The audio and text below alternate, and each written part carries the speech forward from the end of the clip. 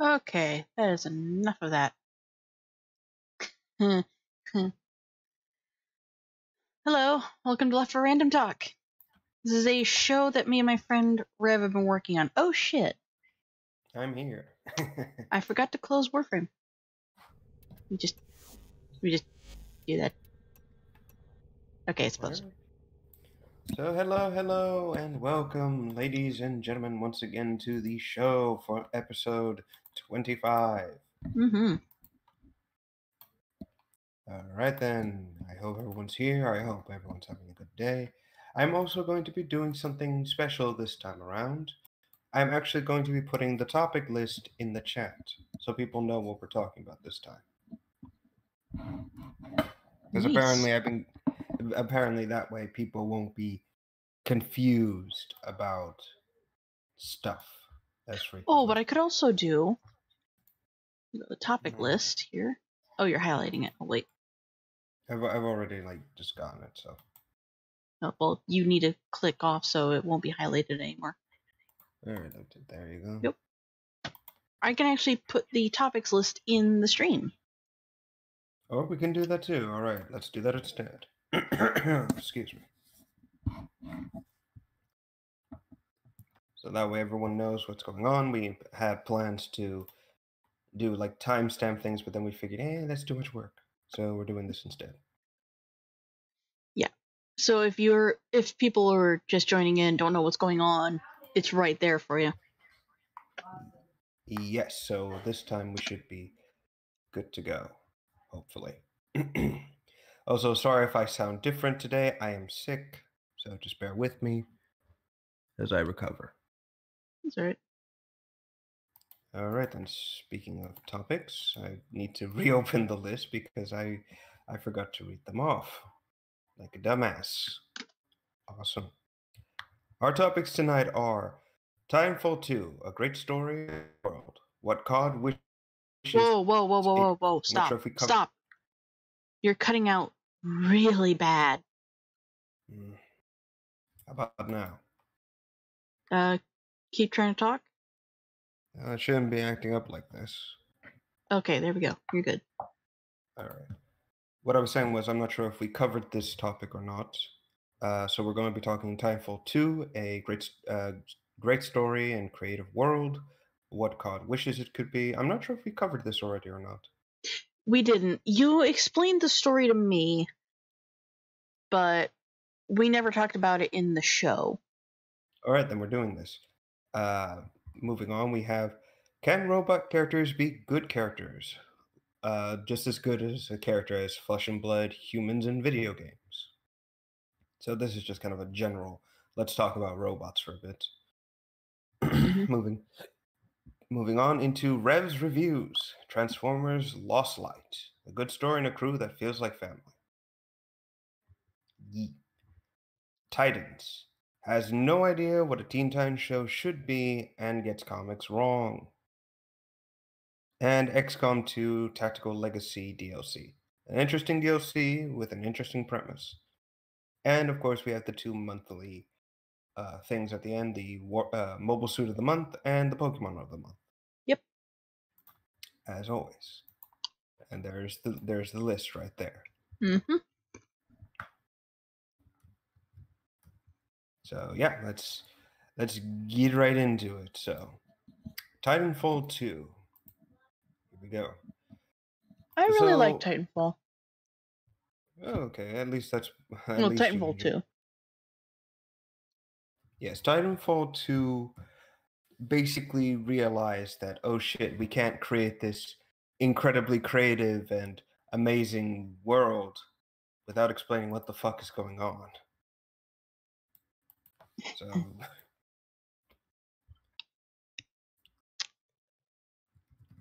yeah, hold on a second. Yep.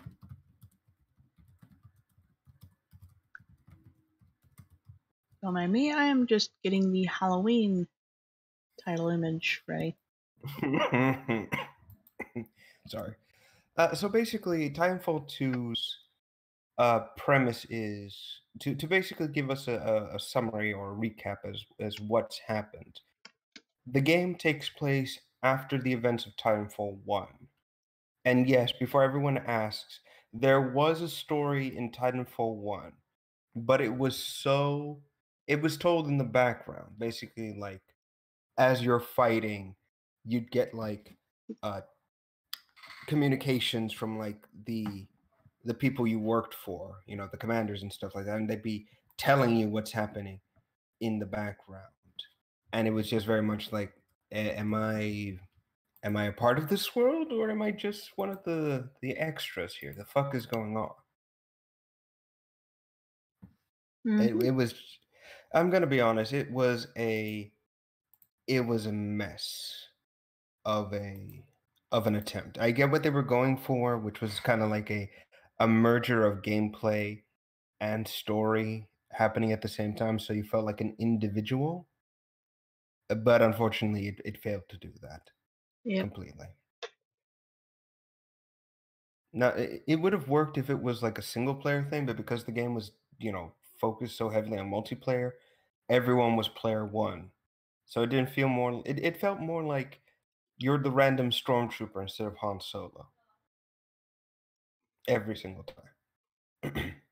Titanfall 2 corrects that issue and gives us a single player story, which is actually incredibly creative, taking place at, like, I want to say a few months after the first game, like in universe or something like that. What I like is that in Titanfall 2, they actually catch you up on what's going on, so you don't even need to play Titanfall 1 in any way. Like, they tell you what the story is, and they tell you what's going on, and then you actually play the one hero and go through the story.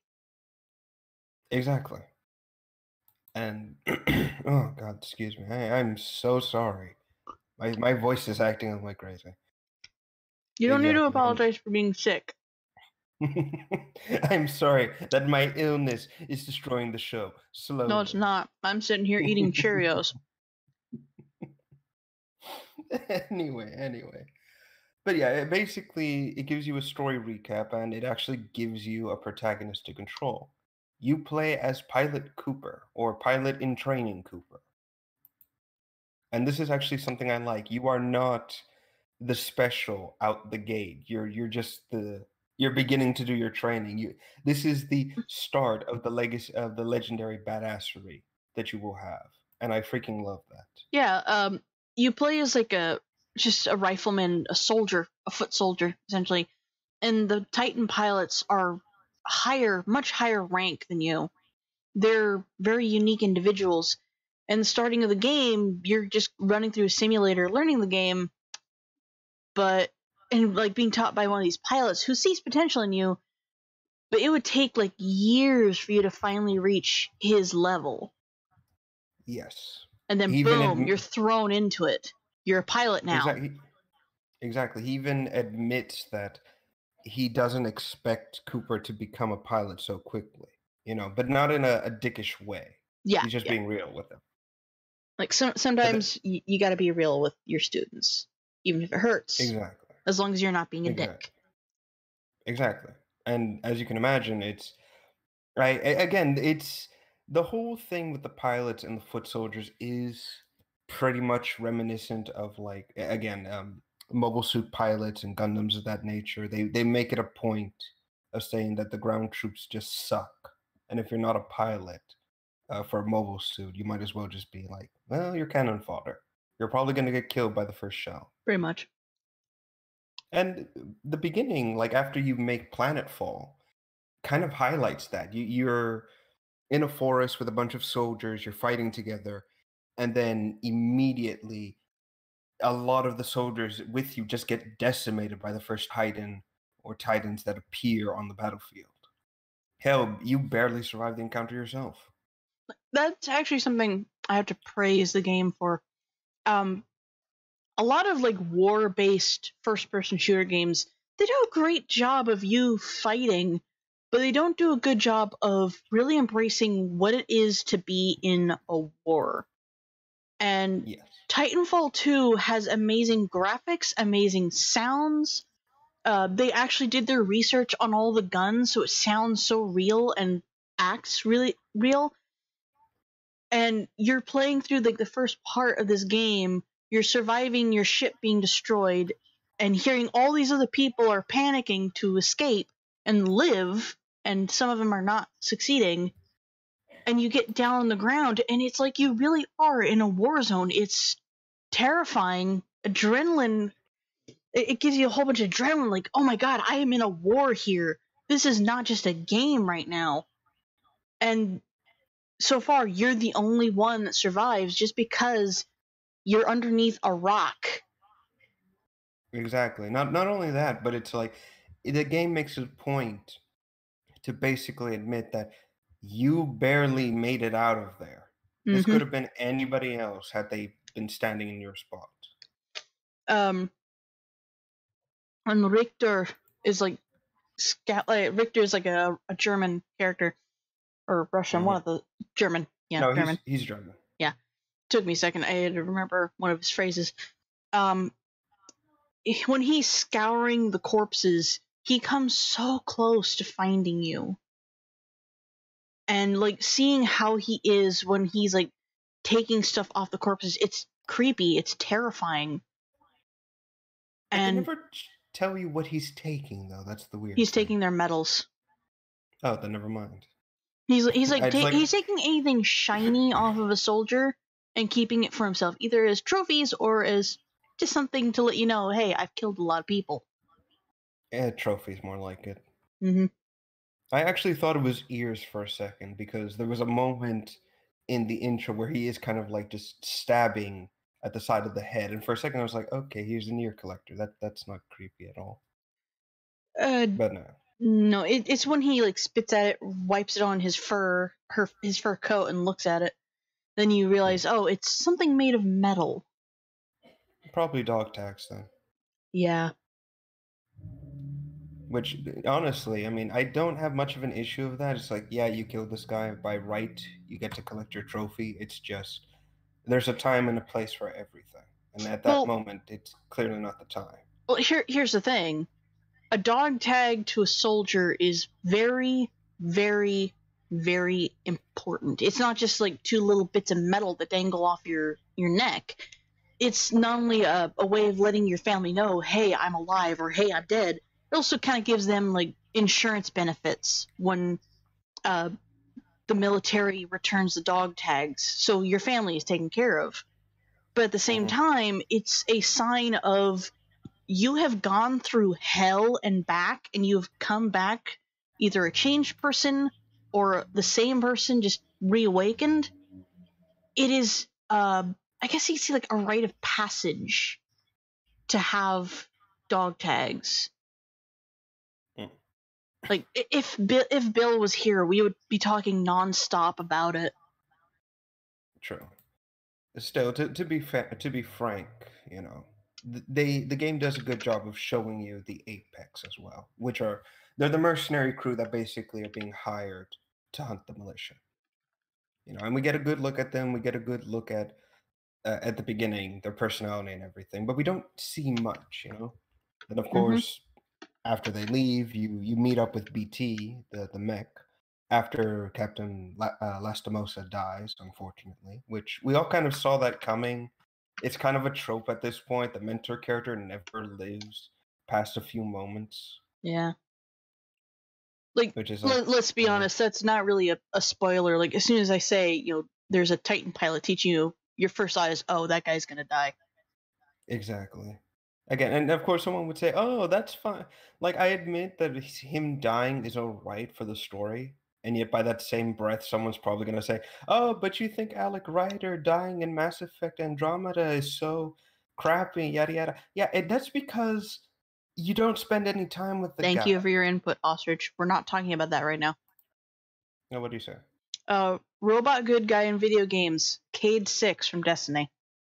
We're not talking about that. Like, whenever we're working on a topic, the list will actually shrink to keep like whatever is left to talk about there. But right now we're talking about Titanfall 2. Yeah. So sorry about that for the slight confusion. Anyway. But no, it's like people say, it's like, oh, but yeah, that's because you don't spend any time training with Alec. He's just there. Lastimosa is there, and he actually teaches you, and you get a sense of who the guy is. That's better He writing. talks to you like when you train with them. It's usually like the typical thing, like you gotta use your jump kit to get over here. You gotta slide over here.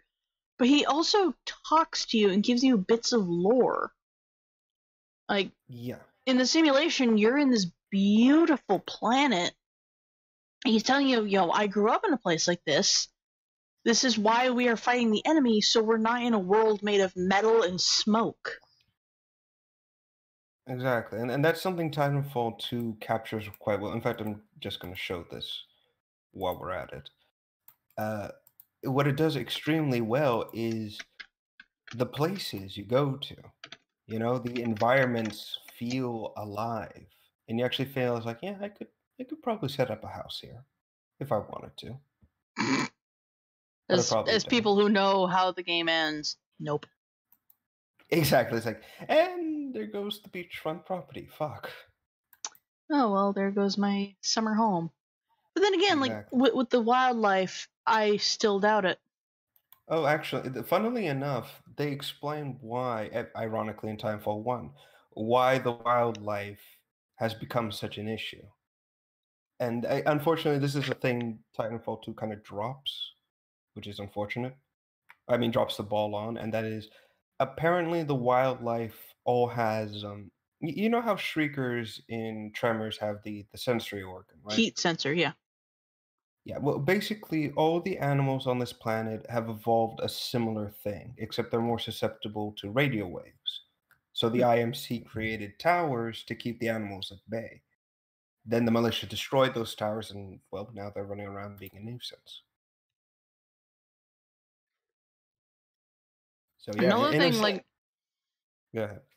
another great thing about Titanfall is that you can see the story in the environment. Exactly. Like, there's a game that's like really stupid, doesn't even relate to this, but like Maize, Maize, maize is in corn. They tell the story through the environment, and they do it really well. While the game itself is like really, really stupid and plays on that, Titanfall does something similar, but they're not stupid about it. Like in the Exactly. first area, like when you're in the war zone, you see drop pods that are empty or hanging off things, or even stabbed through a rock. And afterwards, you're seeing a giant ship that is falling apart on the mountain next to you, and you're seeing more drop pods with their doors open, others with their doors closed. You're seeing ruined buildings and facilities, and like I think it's like the second to last level with the giant rings. No, third to last or something with the giant rings and the flying critters.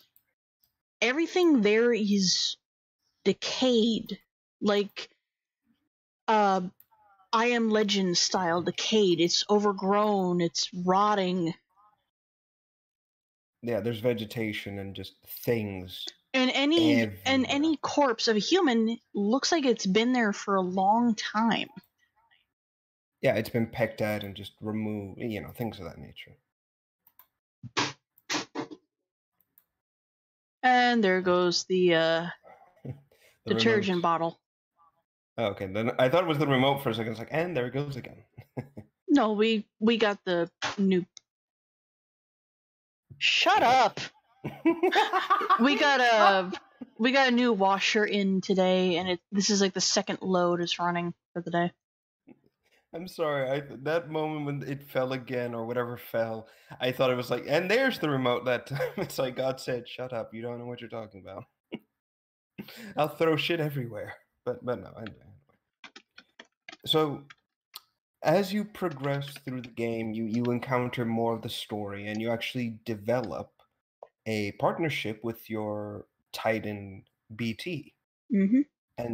and this blossoms into a partnership that feels natural, not artificial. Ironic, I know. robot, artificial. Even though BT does has his moments of, being a robot, you can still see he has some personality. Yes, yes, go ahead. I remember watching Bill, shut up, not now. I remember watching somebody play through Titanfall 2, and somebody had commented that, too bad something like this can't happen in real life. It actually can. It very much can. You can program a robot to do certain things, but a robot is also kind of like a sponge. It learns and it adapts and understands. BT is a military robot. He's programmed to fight and work together with a human, but he's still a sponge. He's learning characteristics and personality of who he's with. When he works with Lastimosa, he's very serious about everything, but when he works with Jack, you see his personality shift, and he plays along with his jokes and his comments. While he doesn't actually shut him down, he considers it. Mm-hmm. In fact, one of the things as well is that to comment on that whole, he tends to do that the robot thing, of taking a situation maybe too seriously or something of the nature. An example of that would be at one point when Coop makes a comment about being in love. Yeah, I know that one.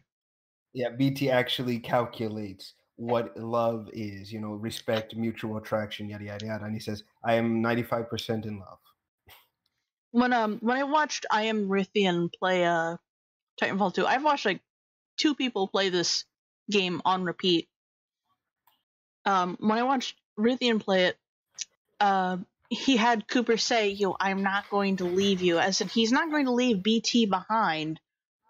Then BT comments, "It is strategically logic. It's like strategy logic for a pilot and a Titan to separate if it calls for it, because he's going to get the batteries." And it's hilarious because he doesn't understand what he means. Mm-hmm. Which is ironic later in the game, of course. Mm-hmm. I also like the loading screen transmissions from BT sometimes. And one of them says, "Define the definition of shortcut." That was like the best part. I will avoid all shortcuts. Exactly. And to be honest, I even, the levels are very good. It's not all Titan and not just all on foot. It's a good split between the two. The Titan, when you play the Titan, it's that moment of, I am an incredibly powerful badass and I'm going to reduce all my enemies to putty. What I like is that when you play as a Titan, sometimes when you play it's mostly Japanese games that have this. When you play as a giant robot character or a person that rides in a giant robot, you very easily forget that you are indeed a robot. And in Titanfall 2, and I guess in Titanfall 1, I haven't seen anything about that, it's very hard to forget that you are a giant robot that weighs thousands of pounds, or if not like half a ton. Just by the cracks in the window, and you could sometimes, if you turn just right, you can see the controls inside it. I have to say, that was a very nice touch. Well, that's the thing. Unfortunately, the feel of Titanfall 1's Titans is lacking. And that's mostly because the Titans are used too sparingly, and they tend to go down very quickly. It feels more like you've just powered up. No, excuse me. It just feels like you've powered up into your second form and not actually piloting a giant death robot. And that's the problem. Whereas Titanfall 2 purposely makes BT very beefy. So you can take more damage, but you dish out a lot more against human enemies. It feels right. And to play on with that, we hear it a lot that BT's type of Titan is extremely rare. Like unique. I believe Lastimosa said it is the first model that they built themselves and not stealing from IMC. So something like that, if it's something like that, it's going to be a tank, like a heavy tank of a monster. Like if you look back in history, like the first ever tank was quite literally a giant brick that was near impossible to stop. Planes were actually pretty much the same, and then obviously they got lighter. Cars were heavy and sturdy compared to what they are today. Like their frame was made of pure steel or even iron if they wanted to go that crazy. Like the first models of things are always going to be sturdy and tough. Actually, you bring up the World War One tanks, and funnily enough, you mentioned this, but yet I need to bring this up, because history buff. The Mark V tank, basically the first tanks to be deployed in the battlefield, were so they were powerful, they were strong, very tough to break in, but they were so unreliable you couldn't get it to start half the time. So amazingly, moving to the Titan, the Vanguard class as they're called, they actually can start on time. Well, it also kind of helps that they're in a more advanced time era. Like also true. The Vanguard, yeah, it's the first one they ever made. It's a fucking tank, but you still have like scientists and engineers building this thing. It's not going to struggle to start up. It's going to struggle to go down. Exactly. And this is the other thing as well. They make it a point to explain something about the Vanguards, and that is one of the major reasons why militia pilots are so dangerous, especially with their pilots, is because the bond between the pilot and the machine is that of an AI partner and an organic mind, where the IMC Titans are actually they lack these intelligent artificial systems. Instead, it's just basically a robot with a very, very simple mindset, a tool to be discarded and then reused if need be. That's why the IMC is losing in terms of Titan battles, because once they leave their Titan, the Titan is stupid and has no idea what it's doing. Where the Vanguards, if the pilot has to leave, it can continue the fight and fight just as well as it was when the pilot was in it. And go ahead. Another thing, like continuing with that, is that you hear Jack Cooper talk about it quite a bit near the end about a neural link. These guys are not just bonded like through friendship; they're also bonded physically. Like, exactly. And the fact that you have to have this link severed, like I guess it's like a procedure they have to go through just to have a new Titan if theirs goes down 100%. It really lets you know these guys are not fucking around when they have a bond. Exactly. In fact, this is something I've been trying to get into, and that is the bosses of Timefall 2. And that is specifically when they introduce themselves, with the name, and then they step out of the pilot, step out of the Titan for a second, to taunt you, you can actually see that the Titan does not have any form of independency. They will stand still and have very little in the way of individual interaction. It's literally just a mirror of the pilot itself. For example, when Richter or Ash come out, the Titan does a pose as they step out of the cockpit for a second to talk with them. And only after they start entering the Titan again does it begin to show signs of quote unquote individuality. Then again, there's Wolf Rider Queen. Then there's Sloane, I guess. I don't remember if the top was open or not, but when she took the power core from BT and then turned around, I think that was the Titan itself acting on its own, or not. I'm not sure. It's been a while. No, the cockpit was completely down for that entire Okay, then yeah, scene. she was actually controlling the Titan. Never mind then. Exactly. These Titans have no. Again, it's basically a VI, a virtual intelligence. It is stupid and cannot operate fully without the pilot being inside the cockpit. They always have to be in there for the Titan itself to be individual, which leads into the problem that the IMC has. The militia pilots can act independently and become basically powerhouses, with the Titan having the same combat prowess as the pilot themselves. Again, man and machine truly being one for a moment and partners the next. And BT and even the militia's leaders' own Titan are exemplars of this. They do things that is impossible Mm-hmm. without even a pilot, and yet they are decimating wave after wave of IMC pilots, Reapers, anything. And yet they even mention how is it that one little militia pilot is doing this much damage this quickly. Yeah, you hear like Kane talking about it.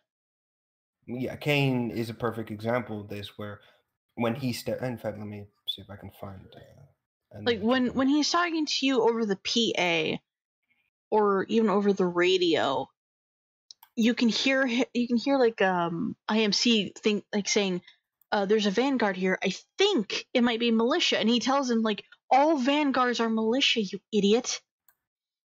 And Exactly. I think Kane is the only one that truly understands that a militia pilot and their Titan is not something to fuck with. But at the same time, he still has a good time trying to kill you. He has a quote unquote sense of humor. Well, he is unstable. Oh yeah, and I take incredible amount of joy seeing him die. So Mm-hmm. fun time all around.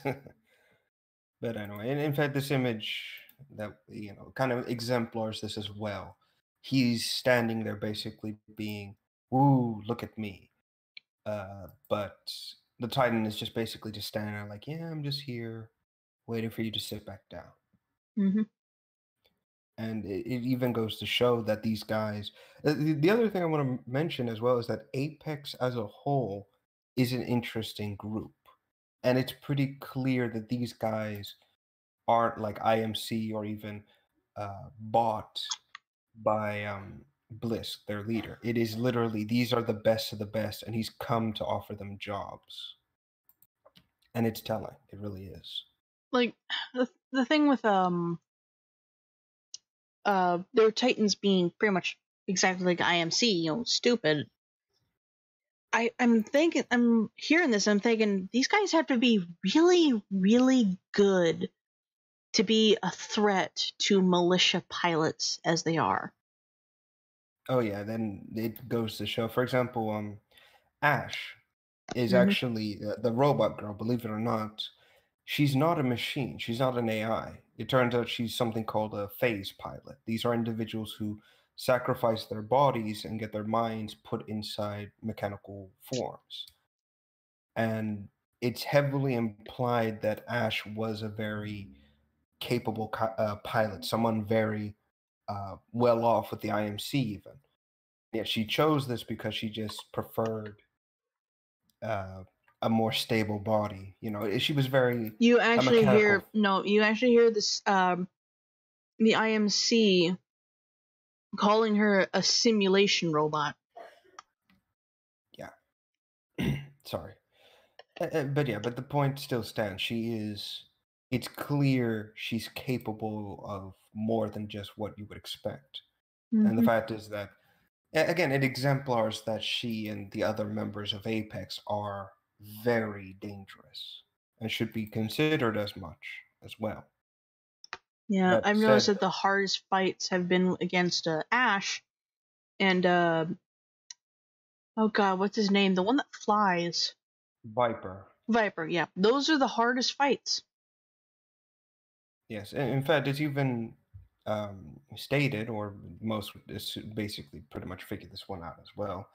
A Viper's Titan is actually custom built. They even Mm. say that no, they even go as far as to say that no Ronin, which is the class of Titan he has been able to, can keep into the air like this. That it has to be custom built. I kind of figured, even before I realized that there were like different classes of Titans, I kind of figured that he likely got that thing custom made somehow, some way. Whether it's from a Yeah, original model or it's something custom built from ground up. because it's clearly that he took the framework of a Ronin and then just built it from there. And in fact, Mm-hmm. it's even stated as much that Ronin Titans are actually just built up blur units. That they basically said, let's add more stuff to it, and there we go. Yep. However, that said, while we're at it, the game story pretty much just progresses as basically like that, and we even find out something interesting that the IMC has actually found some sort of alien weapon, a power source, and have built a weapon around it, which I believe they call the fold weapon, or something close to that. It is like the full weapon, but it's mostly called the arc. Yeah, and the basic gist of it is that it can bend time and space, hence why it's called fold. Another thing like about that, BT mentions that there have been records of something like that happening on other worlds that they just can't explain. And this is likely the first time people have actually found the cause of all of this. Yes, and even when you go through the level, which is basically, by the way, I like to call that facility the Jurassic Park level because it really does feel like something out of fucking Jurassic Park. It's like, Like Jurassic Park okay, 2 and 3, where it's all horrible and nature's taken over. Complete with exactly, savage creatures like zombie robots. and weird viper wolves or whatever they're called. That reminds me, um, Overwatch has the Halloween event going on, and there's a new excuse me, I can see like a pose or animation, yeah, an emote for Bastion, the robot that turns into a tank, and it's to be a zombie. And his little bird will land next to him and pretend to be a zombie, and then like realize it's going too slow, it'll fly up in front of him again and do it again. It's creepy, but it's really well done. And Yes, I had to say, like, when those zombie robots first showed up, I actually got a little nervous because it when it comes to like scary moments and you see a robot, your first thought is not zombie.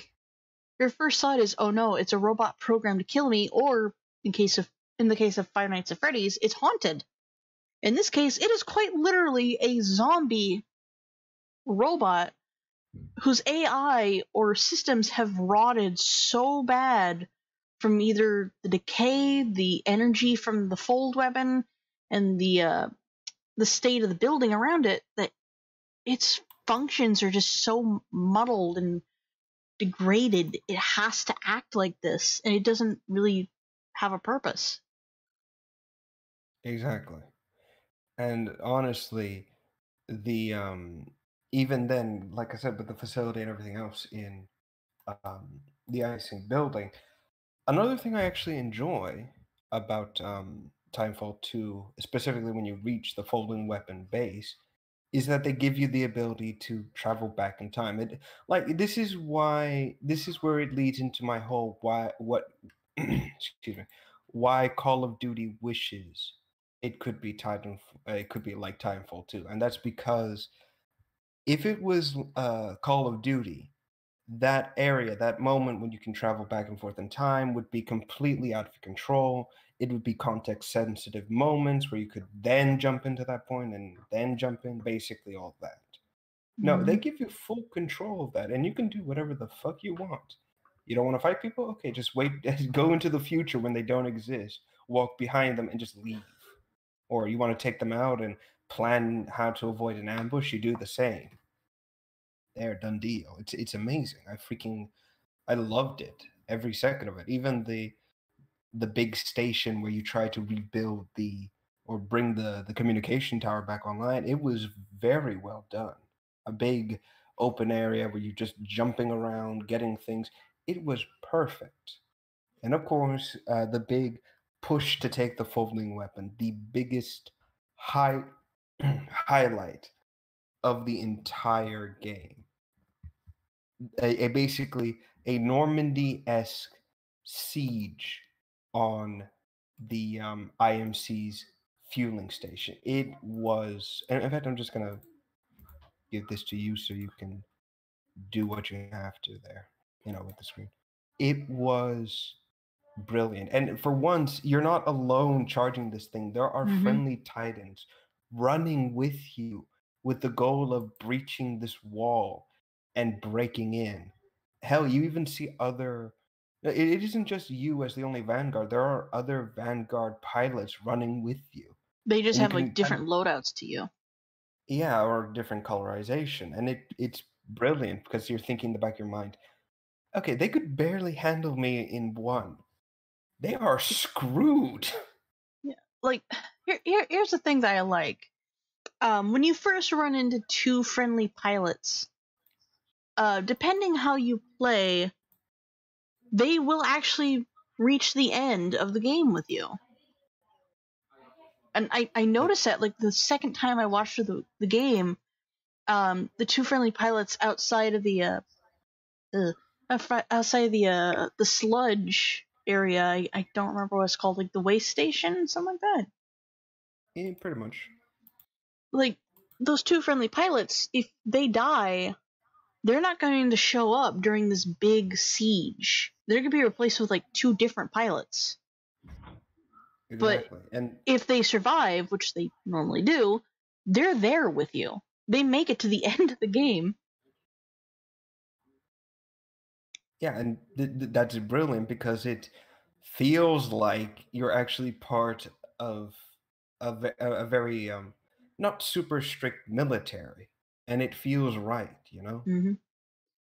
Oh, and of course, needless to say, the operation does go south. They do get away with the folding weapon, and again, Call of Duty would just basically have you return to base, have them give you exposition, and then load up a new area that wouldn't be bombastic. Bombastic.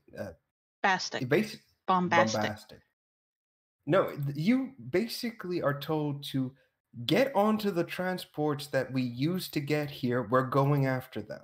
Yeah. No breaks. That is actually exactly what the military is like. If you're too late to this, get your ass into that vehicle. We need to go now. And it leads into my favorite level in the entire game, the sky battle. My God, is it amazing. Oh my gosh. I love that entire thing. Because it feels like an actual conflict. Like when I watched people play it, I got nervous again because oh my gods, you are so high up in the air and you're being thrown and you're jumping between these ships, and if you fall, you are dead. There is no coming back from that. You're going to crash into the side of one of the many mountains you're passing by. Mm-hmm. So I have to admit, I'm not so sure how I feel about when you're actually commanding the ship you just overtook. Because you got people in your ear telling you, like, go faster. No, go to the left. Go to the right. Stop backseat driving. I actually wish you could have had an option to say that, just like with all the other options in the game. Just, I will turn the ship around if you guys keep going. Just as a little silly thing. Like, it is I have to admit, it is a great game. Just flat out, I had to say it. It's a great game. I'm a little saddened that it got overshadowed by the new Call of Duty that came out at that time. That was Infinite War, wasn't it? I think so. I just know that like Call of Duty, Titanfall 2 came out, and then like almost immediately Call of Duty just came out and smudged it, like pushed it out of the way. Well, the only reason why it got to smudge it wasn't because people want to play that particular game. It was because um, what's their name? I don't even care who makes Call of Duty anymore. I really don't. But basically, the company behind Call of Duty knew people didn't want to buy the game Mhm. because they weren't interested in playing what I affectionately call um, The Verge, the video game, or what was it? A sci-fi original, basically, that people really like. Yeah. And basically, in order to get people to buy the game, they had to hold a remaster of Modern Warfare ransom in order to get them to buy the game. That's the only reason why it did so well, because people wanted the actual good game. And as expected, once the sales went through, they re-released the remaster.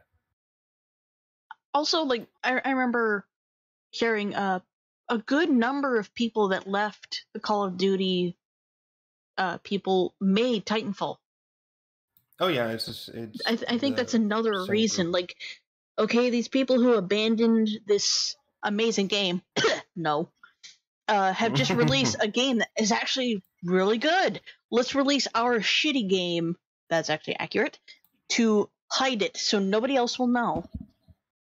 Yeah, but unfortunately, it didn't work. And believe it or not, I checked the numbers recently just to see how how Timeful 2 is doing, and it's actually still being played. It's still alive to this day. Mm-hmm. So there's hope that there is Timeful 3 on the horizon. I I'm really hoping hope so that's the too. case.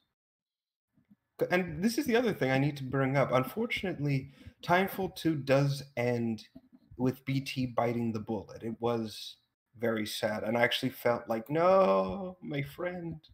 I have to admit, I have to applaud them for what they did with BT, like for that entire thing.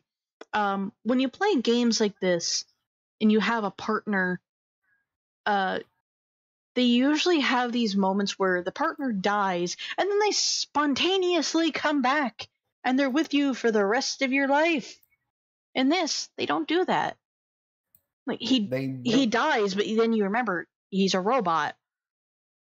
So you yeah, take his head with you, so you can just put that on a new body. He gets a new body, but then he dies 100%, and you can't save that.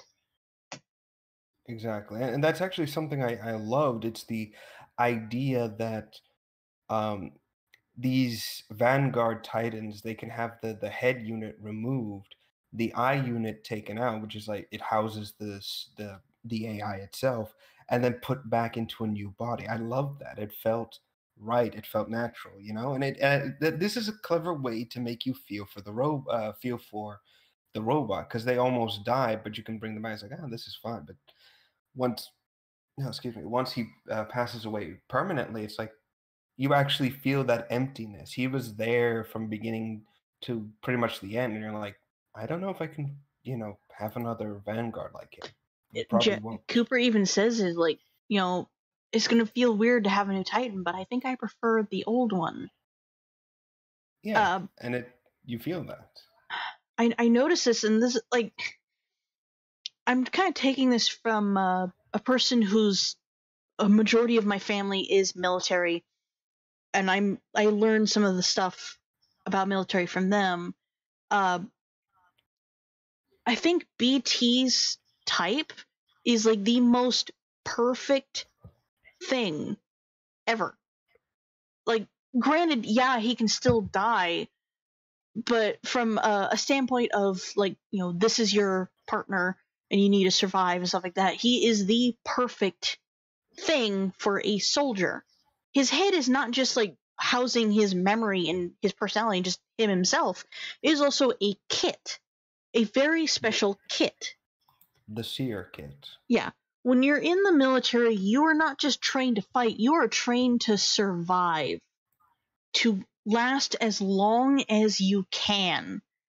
So to have a seer kit that is also your partner's memory, your partner's life essence that can be used again and again and again, he is the perfect thing in the military.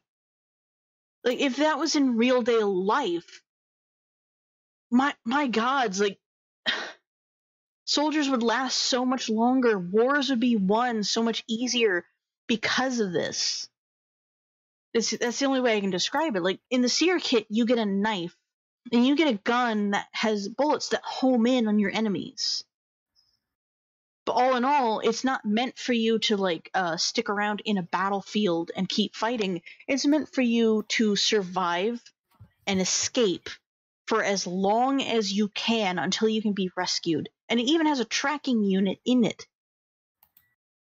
Exactly. This, in fact, it's not only that, but there's a bit of history behind the weapon itself. That's the smart gun from the first game, and it was notorious for being the most broken weapon in the entire game. And to have the developers basically say, "Yeah, let's put it back and keep it how it was," is it's a meta thing. Not only is it like like them acknowledging, "Yeah, this is broken as hell," but for veterans of the first game, it's like, hey, do you remember this old thing?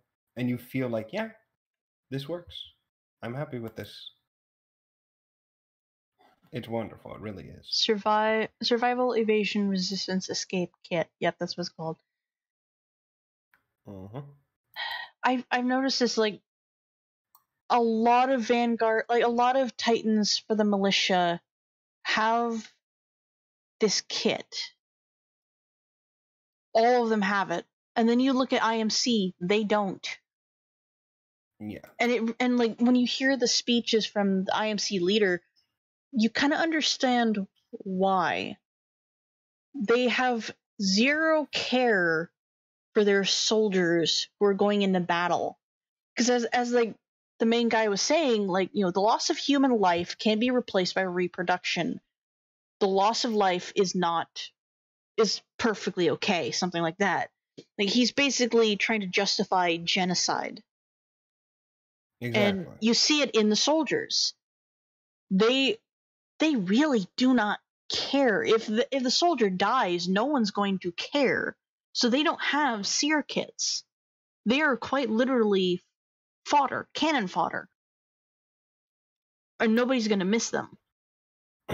Exactly.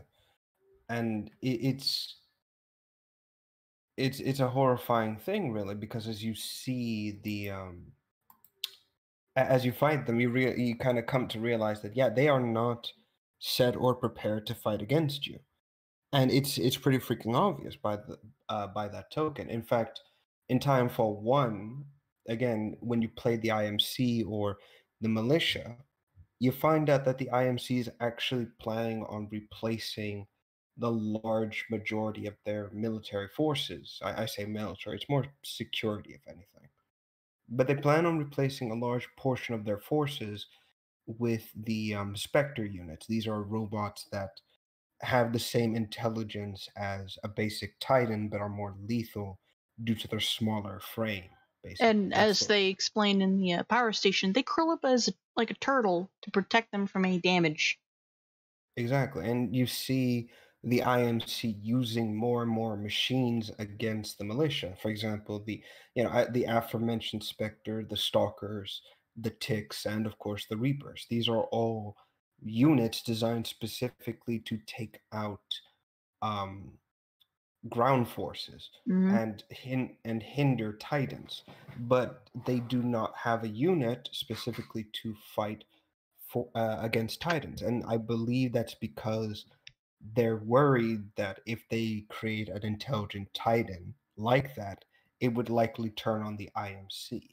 And again, it's hinting at that throughout Titanfall 1. There's a heavy suggestion that these machines are starting to develop their own form of sentience and are starting to resent the IMC command structure, but still abhorrent to destroy the militia. It's a very clever, if you ask me, bit of foreshadowing. Yeah. Is it overdone to death? Yeah. Yeah, it is. Like, another thing is, these robots, I guess you can say they have a failsafe. It's not really a failsafe, really. Is that when you shoot them the right way, they explode. Yeah. Well, it's this, I believe it's the Stalker specifically. They have a exposed power core specifically to be shot at. Going back to the idiocy in the IMC robots, when you're in the simulation, that Ash is controlling, you actually see just how stupid the IMC Titans are, because they completely ignore you to smash the militia forces, and then they come after you. But the thing is, they're not smart enough to learn that if you go through one door of a building, you're not going to come out of that same door or the one on the other side. You're probably going to go upstairs and through a window. Exactly. In fact, the only other robot in the series, which I believe to be an all right machine, it's dumb but it's useful, is the Marvins, the bots with the faces on the chest. I love those guys. I always feel so sad when one of the people I watch accidentally hit one. It's like, no, Marvin, no. Yeah, I can sympathize. It's like they're dumb, but they're doing their job. Just let them be. They're not that dangerous, if at all. Marvin's And finest hour is a playable militia faction in TF Titanfall 2. Added in a glitch in the Frontier update is led by a mobile robot versatile entity automated assistant who communicates through a series of chirps, squeaks, and other incomprehensible noises. Marvin was given a directive to lead some pilots around 3 years ago by Robert Barker Taub, and was never relieved of his duty since. Oh my gods. they're basically R2D2s with limbs. Well, R2D2 has limbs, but yeah. Yeah, normal limbs, I suppose. Still, I like these bots. If you could program them to give them speech and better functions, I'm sure they would be a good companion to anyone. Anyway, I will say this as well, as we kind of end Titanfall 2 first, or reach its ending. I did enjoy, killing Sloane. It was very satisfying in a sense. And having Blisk, you know, just stand on the cockpit once the power surge happens and your Titan's immobilized. And basically admitting, it's like, yeah, I'm not here to kill you, but you're not going to kill me. There's no point in it. There's no money to be made in this. So, you know, that's that. And to this day, I honestly believe that what Blisk gave in quotations, he basically put the card on the cockpit itself. I believe that was basically a combination of, hey, here's my number if you want to hire me to fight with you, and also an invitation to join the Apex. Because honestly, that seems like something he would do, you know? Mm-hmm. And let's be honest, this one rookie pilot took out his entire crew on his own.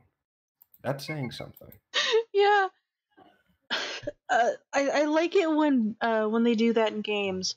When the bad guy, like the main bad guy, confronts the hero, and he actually like jokingly offers him his number and his business card, then either dips or dies. Either way, he gives them an offer and they don't force them into it. It's like, hey, it's here if you want it.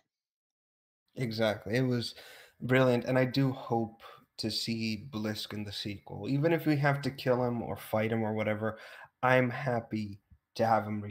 I'm happy to have that South African return for the sequel if possible. And if we're gonna bring in a new Apex crew, bring it on. It'll be fun to take them out as well.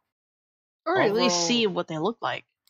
yeah, and to be honest, overall, even though Titanfall 2 ends on a definitive note like Pacific Rim 1, and by that I mean like they have basically, you could leave the story here. There is no need for a sequel, but you could make one if you wanted to. It would just be If a lot of people ask for it, yeah. yeah, but it would have to. It won't be as easy as if it was left open ended kind of thing. But if you want to do that, it's possible. And honestly, if they make a third one, I'm more happy for it. But if they want to just end the series here at 2 and not really pursue anything after that, it's also fine. Again, there's no cliffhanger or no outside of Bliss getting away. There's little in the way of like, oh, but get the sequel, sequel baiting. Well, actually, Titanfall 2 leaves it open for a sequel. They don't like have it have it straight done. Oh no, I Like, meant more like for the game itself. I meant the game's story, yeah, not the like series. the story with the character, Jack Cooper, is done. But to quote one, I guess you say to quote one of the Let's Players, there is still a war going on. There is still a battle to be fought. The war is not over. What happened on this planet is over. But IMC and militia are still going to keep clashing in this world, in this verse. So if there is a sequel, it's likely not going to be Cooper. It's going to be somebody else. Yes, it could very well. Again, while most people would rather have Cooper return for the sequel, Because it which is Matthew Mercer. not only that, but it's also because Cooper is he's a good character, someone you can get used to and enjoy. So there's no, that's where if people wanted, he could return. But at the same time, having a new IMC pilot and have someone unique stand out, and it doesn't need to be an exact copy of the guy, but someone maybe older, more experienced, or younger. No, never mind. I mean, it would have to be someone older with more experience, or it would be a retreading at that point if we went with another young guy. But it would still be interesting to see. Hell, and if they wanted to bring back Cooper, maybe they, for an eventual sequel, it could either be Cooper, is much older and is now kind of like in the background, a commander figure, you could say, who's out there and is kind of like teaching another group or leading pilots in battle. Or you could have him not spared, sorry. You can have him set up for an eventual DLC in the third game, like as in like Cooper's Adventures or something, something like that. I mean, To answer the person in Twitch chat, it's not a hero and a villain teaming up. It's a villain who has witnessed the hero take out his entire, I guess you say, army or his elite squad, and then just throw his business card and number to him, and then leave. yeah. I mean, there is very much of what's the word? There is very much a villain hero dynamic going on between the two, because there are moments where Bliss does radio in and kind of taunt you a bit, but it's never so cut and dry. It's always, again, it's on a professional level. He's not doing this to get kicked off. He never like says, I'm going to kill you or something like that. But he literally says, "Is you're playing hero? Like, I hope you're ready for what's going to happen."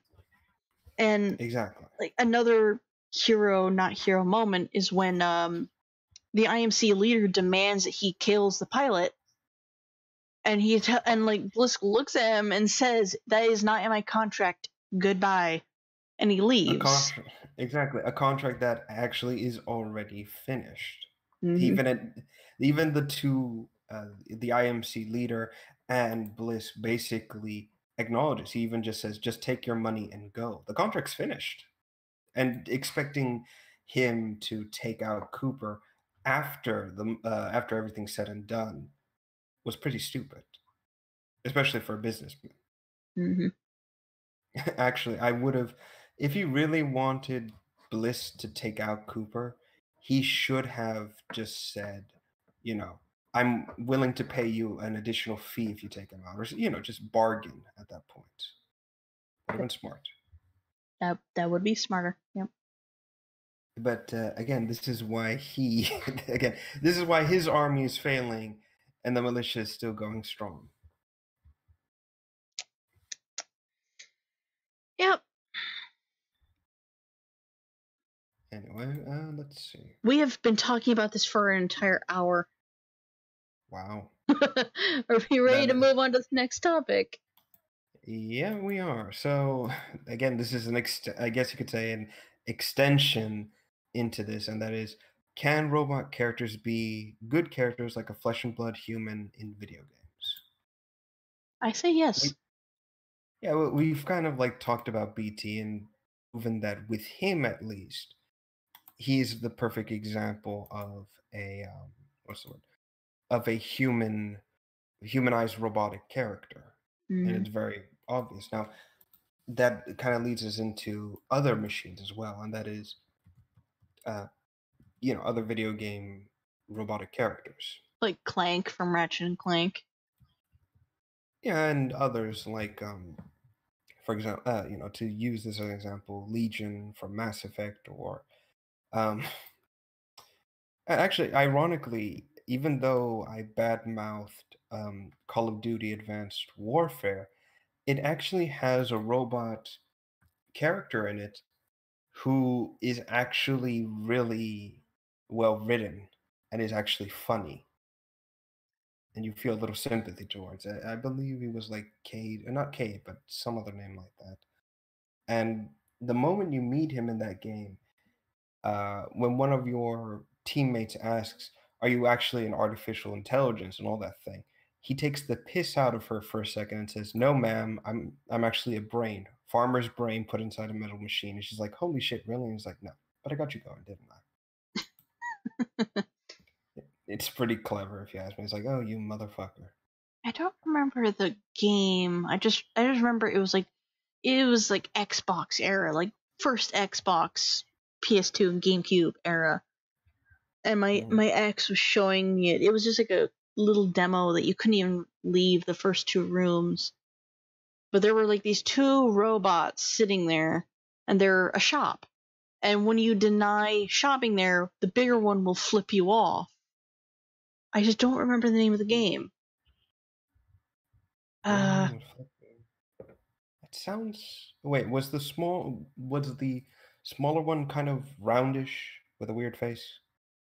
well, I try and think back on it. I only think of Mr. Bubbles from Bioshock. Mm. Wait, I think, was it called Metal Arms? I don't know. Let me check. I just remember the robot flips you off when you walk away, but they censor it. Like, very obviously censor it with like a very skinny black bar over the finger. Like Lisa, Jack, and Daxter, they censor it by having his arm sticking out of the screen. Let's see. Again, I wish I knew what that was because it sounds very, very familiar, like something I might have seen. I'll look into it. All right. Anyway, while we're on it, yeah, I believe robot characters can actually Holy shit, it carry us. was. Ah, I knew it. Metal arms glitch in the system. Yeah, that was it. Ah, I had to see that he was wearing a construction helmet. Because, like, when you asked, like, is he round? My brain went to Jimmy Neutron. I was right. Anyway, It's like, yeah. all the good robot characters I can think of are from movies, though, that were then turned to games, but still movies at the end of the day. No, some of the ones that kind of again come to mind is obviously from Mass Effect and similar games like that. And even then, that's when, to me, I do enjoy it when the robot companion is not completely, stereotypical, not typically, the very logical, down to earth kind of machine. Sometimes I do enjoy it when it doesn't have that fish out of water element to it, and by that I mean, they have a personality, they admit things, or they are individualistic enough to stand out. And by that, like, for example, to use Star Wars Knights of the Old Republic, HK-47, he is the most logically based, insane killer robot I think I've ever met.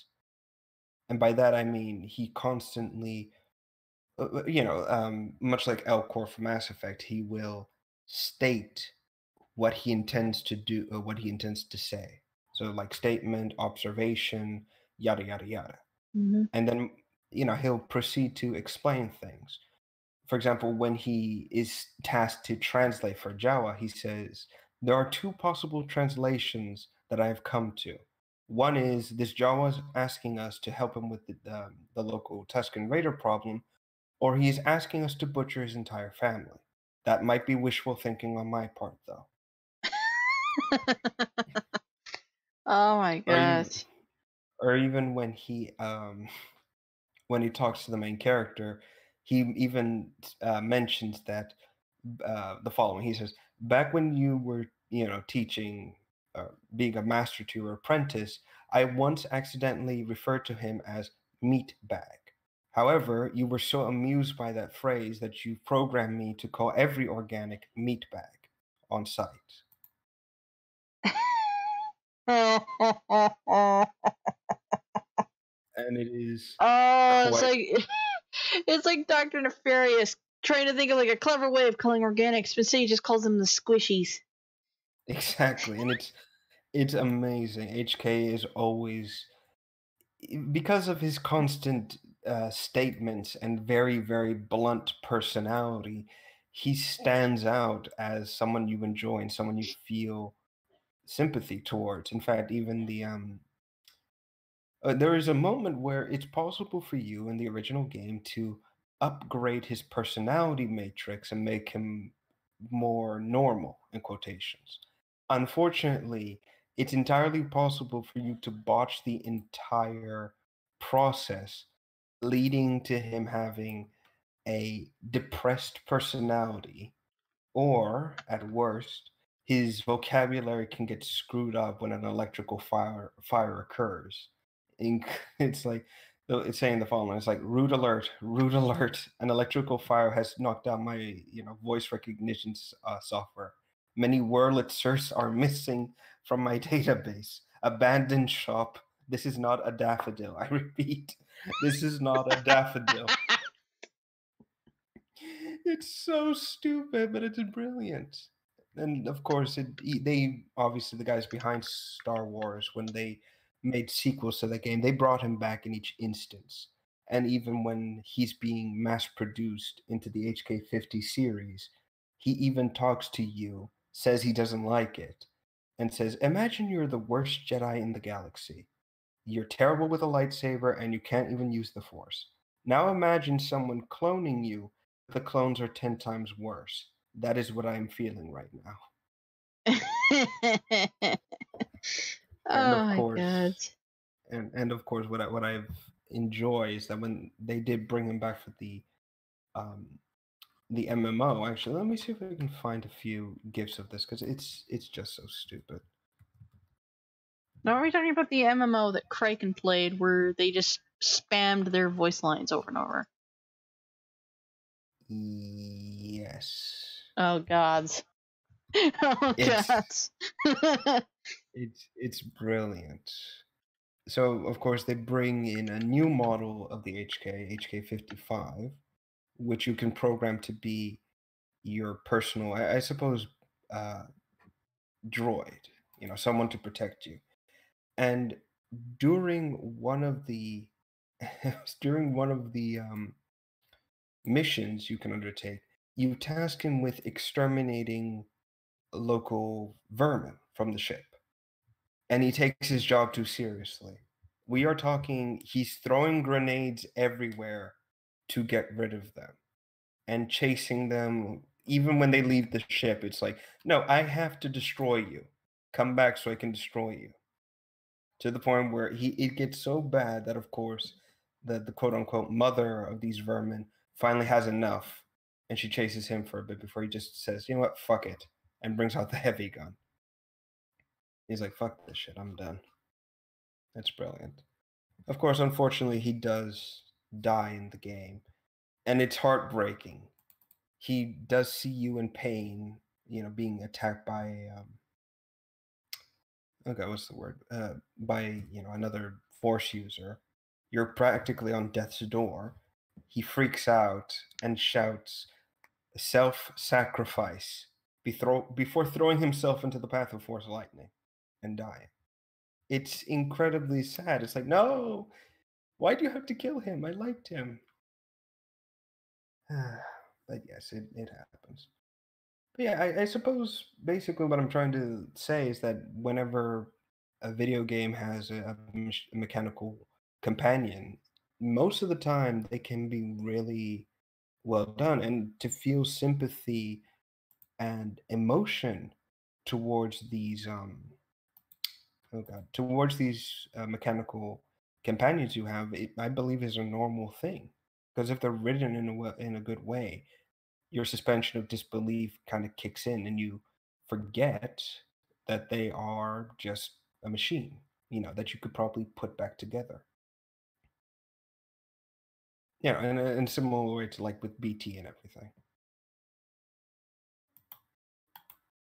E. I found a bit of a list, like the 11 best robot companions in games. There's Rush from Mega Man, Clank from Rush and Clank, Sergeant RL3 from Fallout 3, Claptrap from Borderlands. Oh god. That is a fucking lie. I know. Wheatley from Portal 2.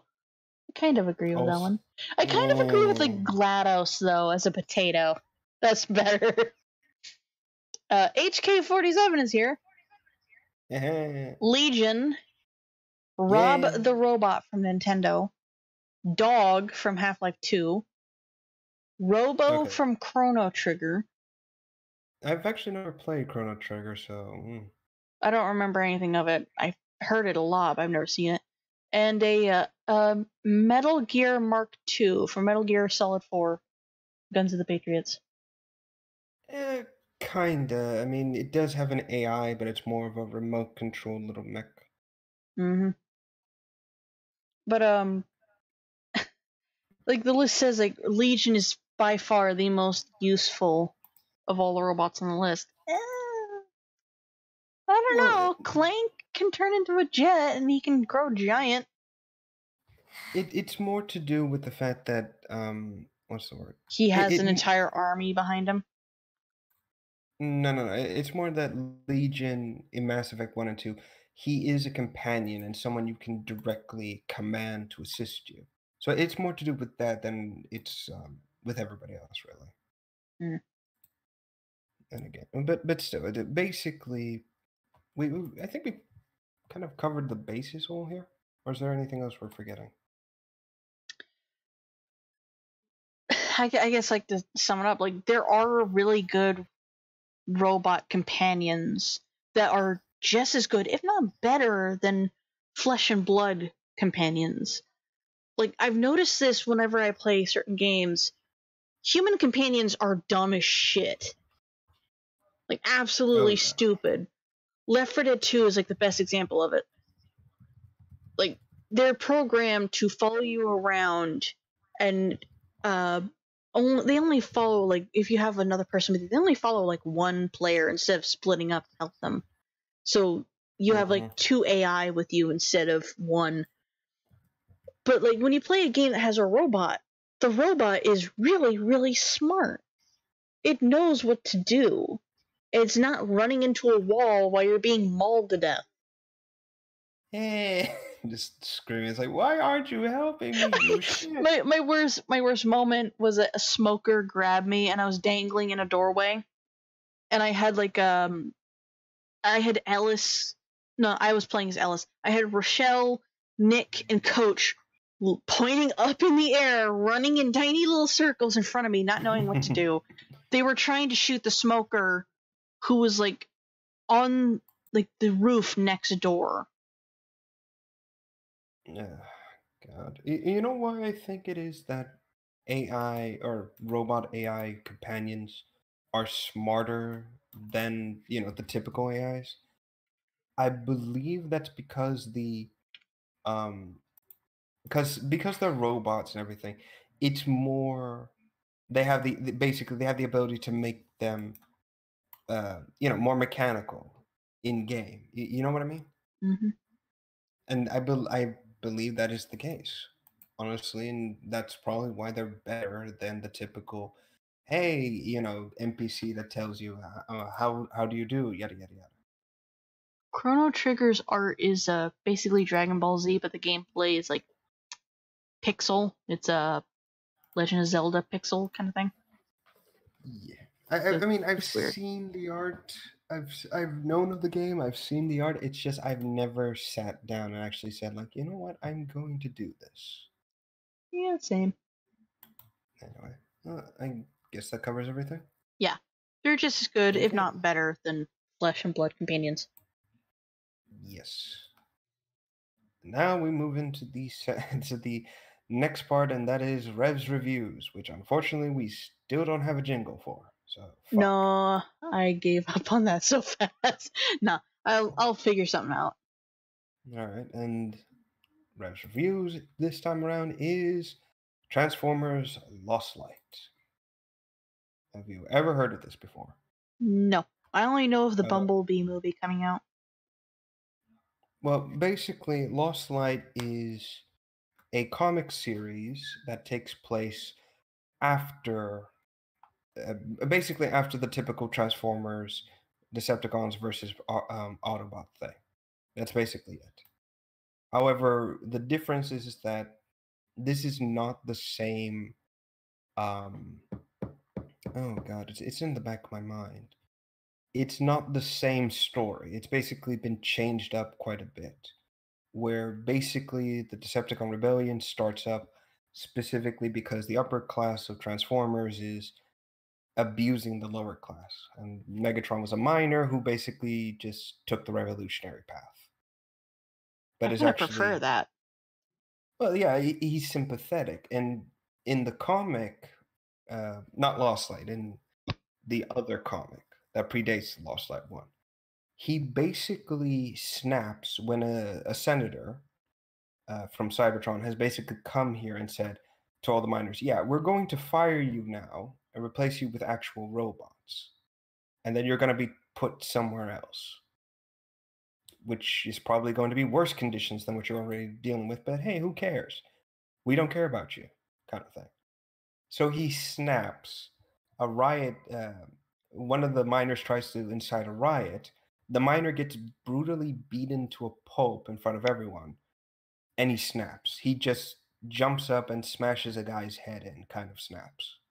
Mm. And after that, it's what I love is that he actually, once he gets arrested for the murder, he actually sits there and is coming to terms with what he did. He didn't want to do that. It was just kind of the heat of the moment kind of thing. Yeah, That's rare, isn't it, though? yeah. You don't, it's like Megatron having remorse about killing someone. It's like, the fuck happened here? What bizarro universe have I stepped into? And how do I get out? But no, but basically it starts like that. He does demolish the Senate, gets the rebellion started, but it kind of basically he gets swept up in his own, movement. And the ideals he has kind of gets shafted. He starts becoming, anti-organic, leading wars against people who really don't want it, yada yada yada. Leads into the Autobots fighting and basically coming to an end where the war is over. Megatron is captured, but it's not like a full out defeat, you know? It's not like the Decepticons were just destroyed all in one move. No, basically, it was more like just a mutual end to the conflict. No one wants to keep fighting it anymore. To the point where, and I kid you not, the Decepticons elect Starscream to lead them in the new Oh council. no. I don't know why you think that's a good idea. Oh. It's like I have several questions. Hell, even a lot of the Autobots mention this. They say, why would they actually suspect Starscream's doing something, but in reality, it's like, no, they legitimately voted for him in power. There is no like crazy uh, shadow play, whatever it's called. It was just literally, hey, he's the most sensible out of everyone. He's not the one who's trying to kill everyone, so let's just put him in charge and see what happens. Because why not? And of course, they actually bring in the Beast Wars characters for this as well. And before you ask, yes, Waspinator is back. And yes, the universe still hates him. Actually, they do try to make him more sympathetic, like he's just cowardly, but not the type of cowardly like he'll leave you to die kind of thing, you know? It's more like, I just don't want to get hit anymore. Please stop. And for some odd reason, they have Rat Trap working for Starscream as like a secretary. I don't get it either. Anyway, so after all that kind of commotion, Lost Light is basically Rodimus Prime, you know, I guess the successor to Optimus, has basically decided, let's find, and I'm not joking, by the way, let's find heaven by following this map I have. And then we find an ancient order of knights and become legendary heroes. A very literal quest with about 124, or no, sorry, 220 people on board. The ship is huge, by the way. Mm-hmm. And honestly, it's pretty good. Like, you kind of expect this kind of like huge crew, people just kind of talking, you know, like you wouldn't feel connected to anyone in the thing, right? Or, you know, you get what I mean. There'd be a lot of faces and you couldn't really get to know anyone. But there is a core cast. And ironically enough, everybody else who isn't like part of the core cast doesn't get horribly mutilated by some weird alien or something like that. I mean, yeah, some of them do die, but it's not like out of the blue kind of killing, you know? It feels natural. Everyone is depicted very well. They're all basically individuals, and it's pretty good. Actually, I saw this on a whim, and I'm like, why not read it? And I've been stuck reading it ever since. I've literally come to the very end of the whole thing. There is technically one issue still left to be made, but still. And I can safely say this. If you want to feel good about the universe and connected to a bunch of transforming machines that feel like more regular people than you might think, this is the comic for you. And I mean it completely. Hell, it even kind of goes into explaining what, you know, some of the stuff of Transformers, like, you know, the process of reproduction, anatomy, yada, yada, yada, that kind of thing. And it kind of works. And I will say this, and I think I've told you this last night or the night before, but there is one Autobot in the entire thing that feels like it's me and Liam merged into one being, and that is Whirl. Whirl is... Have you told Liam that? No, I'm you waiting need for him to to see if he agrees. It's still amazing. I mean, the guy is nuts, but yet he is a kind of like, okay, like a perfect example of this is when Megatron, by the way, you're not going to believe this even if I tell you, but basically after the conflict's over, he feels so much sympathy and remorse for what he's done, he wants to atone for it. So he switches sides and becomes an Autobot and leads the Last Light. Nobody likes him. Nobody wants him on the ship. It's even to the point where they get Whirl to try and provoke him into getting Megatron angry to fight him, to the point where he attacks him with a crossbow. And he actually, like, hold on. Let me just show it. Because it's you just have to see this. Like, I can't bring this any justice. I really couldn't.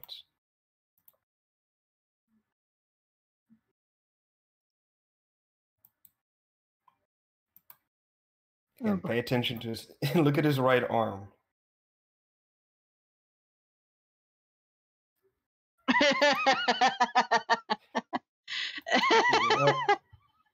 Oh my god. He's the type to take the cookie jar and eat the cookies in front of someone that just said don't eat the cookies and act like he's not doing it. And it's amazing. Unrelated, you remember that comic I was doing, Brethren Search? Yeah. There's a moment where your character gets pegged in the face by a rock, and he looks, and you see like there's a character like hiding in a backpack, like with a rock, and he quickly puts it away to replace it with a sword, even though his legs aren't working, so he has to stay in a backpack. And then like not long afterwards, he's got the main character at knife point, and then another rock conks him in the back of the head, and he whips around with like Kill Bill sirens, and this time everybody is scooting away from the guy in the backpack who now has 2 rocks in his hands. It works perfectly. Yeah, exactly. Same situation. It's freaking crazy. Honestly, I wish no joke, I wish there was a model of Blur just so we can have him on the show in the background. If they do add that, I'll see about doing that. We need this mono-eyed fuck here. Oh god, like nothing. Again, hell, he even has a nemesis. I'm not joking. Someone who basically he believes he killed someone because they fell off a cliff, but he returns, and then funnily enough, after he comes back, he's not worried, he's not freaked out about it. The moment he sees him, he says, "Ah, my nemesis." And they continue to refer to each other as nemesis throughout the whole thing. And he is having the most happiest moment in the universe because of this. It's just like, the fuck, man. The man is trying to kill you. Should you not be more worried than this? Oh man, again, hell, even during this whole towards the end, right, when it's like the universe is ending kind of shit, and Rodimus is trying to inspire the troops and everything. He says, it isn't just it isn't just about me. It isn't just about what I want to do. It's about all of us. We're all a team. It isn't Team Rodimus. It's Team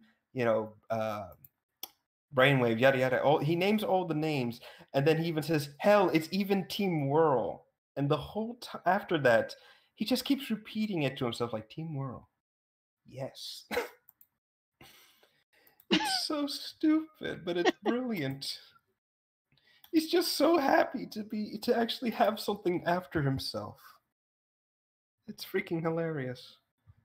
And of course, like I said, it isn't just that. There are very, very sweet moments throughout the comic. There are couples and individuals who are together, and the big one is basically they kind of explain what a boyfriend and girlfriend or whatever it is for a Transformer is, which is pretty interesting. I mean, it's useless fluff or filler, but I'm like, okay, I can deal with this. I still like that comic you sent me. Whose blood is this? Is the blood of kindness? Shh. Yes. Oh, I love it. It's like, embrace me, for I am covered in the blood of kindness. But no, like I was saying, it's a lot of the couples in the comic aren't forced. It isn't just da. I mean, there are moments where they, they're, you feel like these individuals have been through a lot. They have their fights, they have their moments, and of course they make up for it.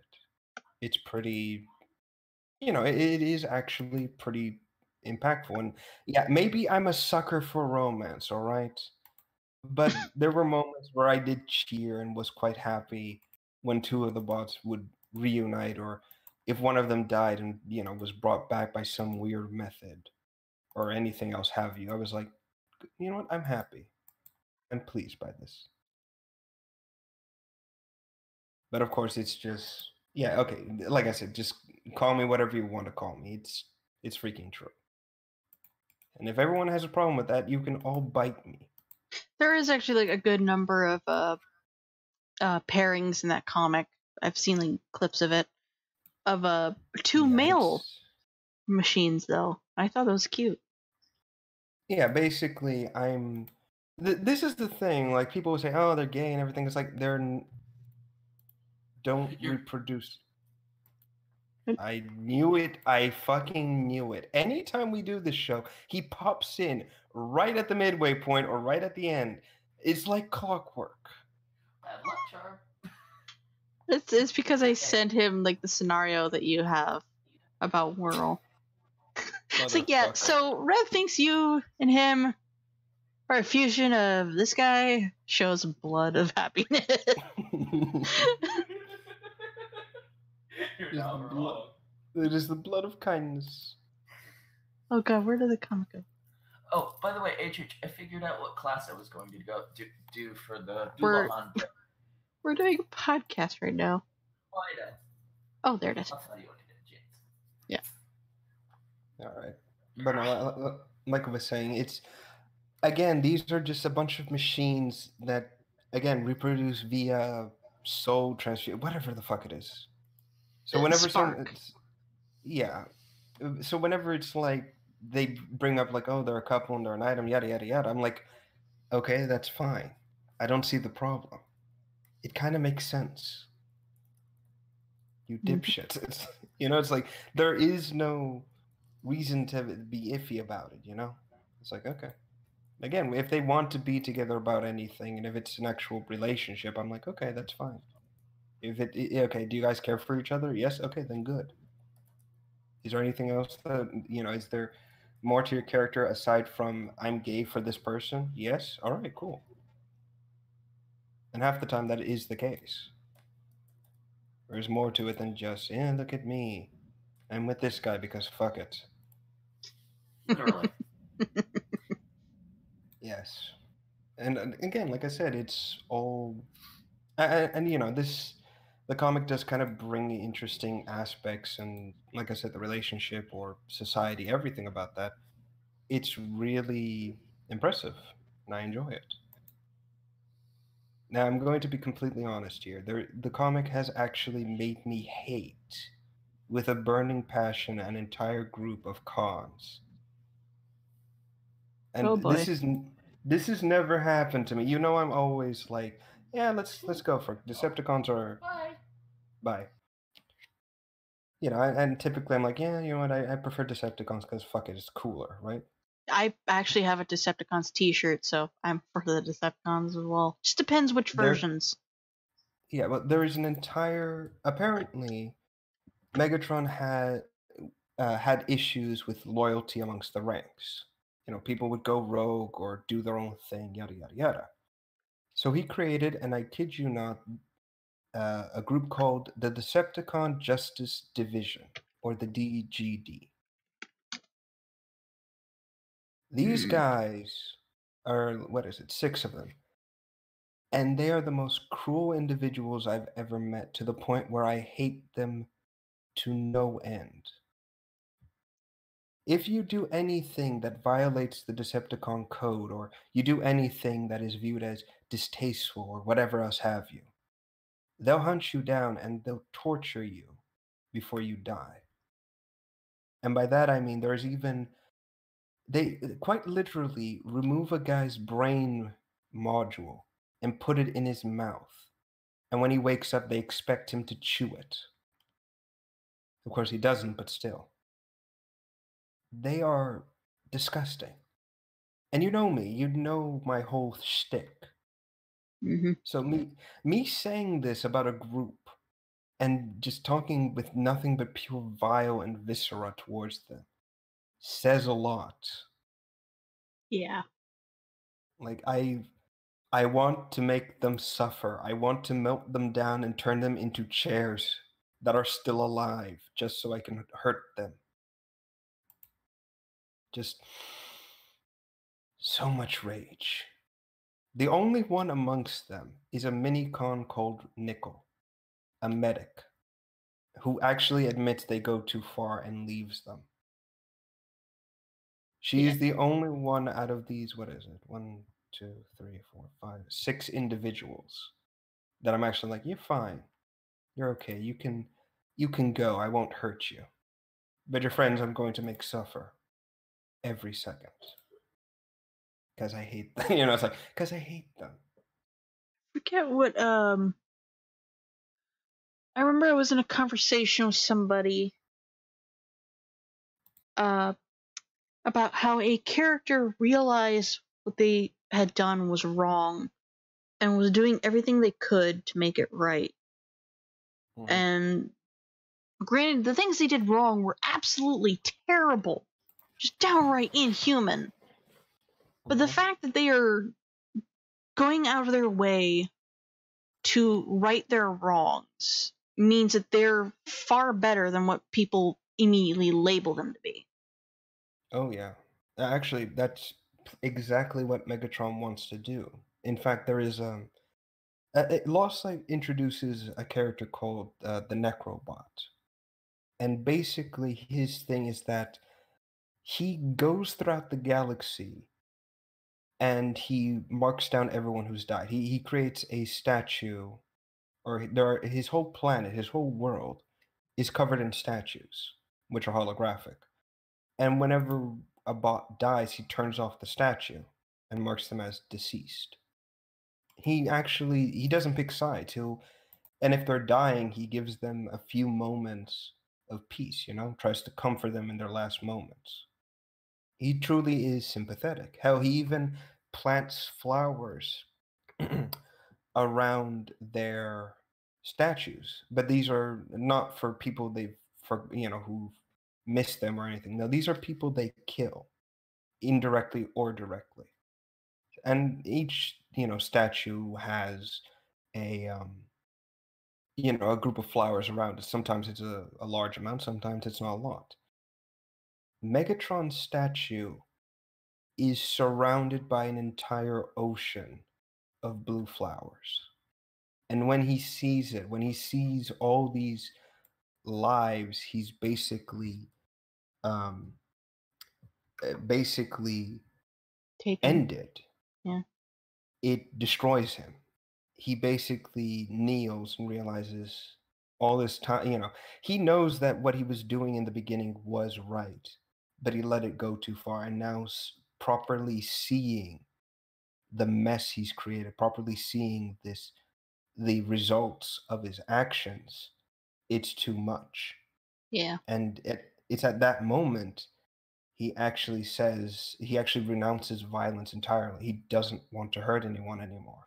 And he knows for a fact he doesn't deserve mercy. He knows for a fact he doesn't deserve to live. Anyone else, would rightfully so kill him. Any court would deem him guilty. Any executioner would take up the blade. And yet he knows that. But he wants to work and prove, he wants to live and make up for whatever he's done, even though he knows that's never gonna happen. And I'm honestly, trying to remember what that conversation was about, though. I think like me and somebody in someone's chat or in a call were getting into a bit of a heated argument that there was this character we were talking about who was done these terrible things, but then suddenly they switched to being the good guy because they realize like I am causing so much trouble, I'm causing all this is not what I wanted, and he realizes he's doing something wrong and is trying very hard to fix it, and the person I was talking to would not let it go, like wouldn't let go of the fact that this person has done so much damage and shouldn't be praised as they are. Like they pretty much view them as how movie characters in like my thought goes to Con Air, which was actually on earlier this morning. How they view prisoners as not even humans. They just view them as animals, as monsters. They're still humans. And while they did something terrible, they are paying the price, and a good number of them do actually right their wrongs once they're released. It's not that they're not aware of what they have done.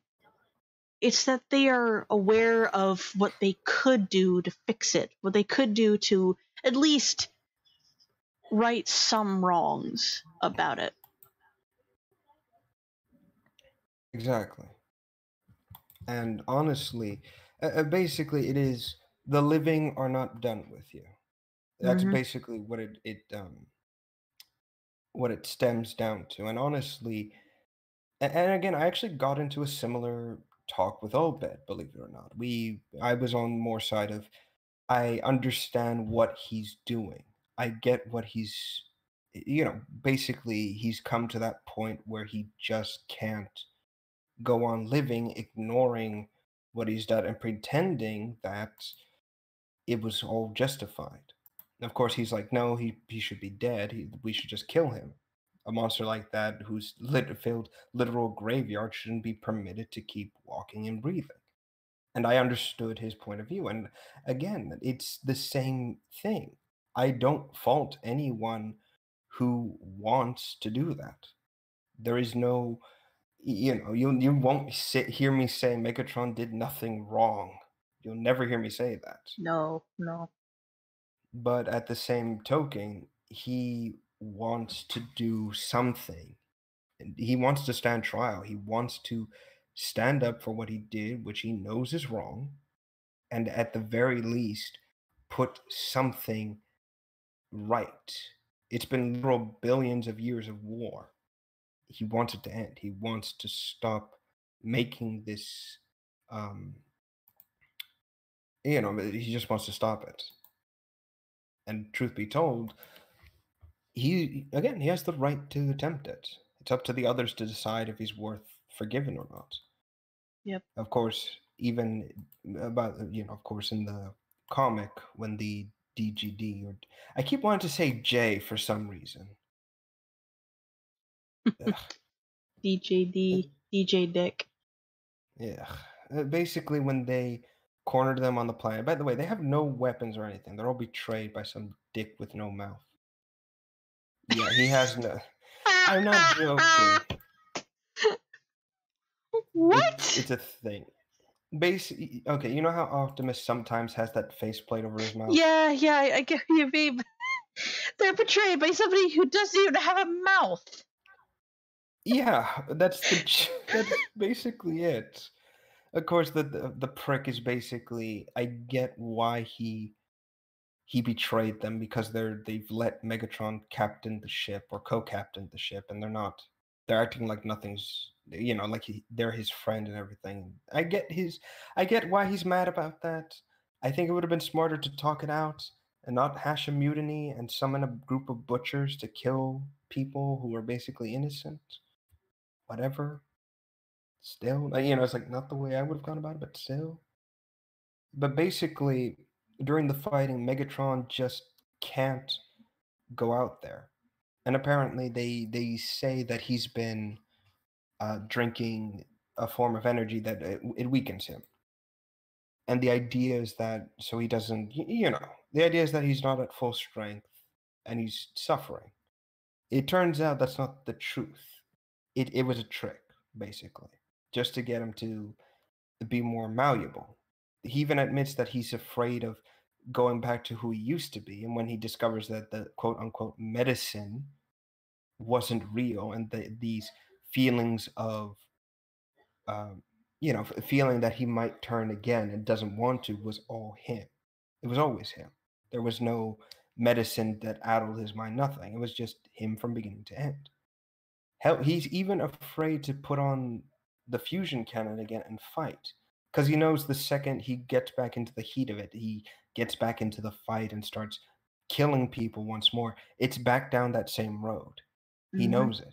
He's scared of it. But once he sees his crew suffering, dying, ravaged, for God's sakes, getting killed, he has no choice. He goes back into the fight and he kills them, all of the remaining members, which, in my opinion, was a bit too quick. I get that you're not trying to go back to who you used to be, but these guys deserved a very, very, very slow death. Yeah. Just saying. It's like, oh no, I'm going to disintegrate you with black matter. It's like, for fuck's sake, don't do that. Shoot the fuckers. But no, anyway, so the weapon does get destroyed, and there's a moment where it looks like he's going to go back. Of course, it doesn't happen. His minor friend returns. Turns out he never died in the first place, and back to normal. He actually has a conversation, and he admits that he actually asks his friend, "Did I do the right thing?"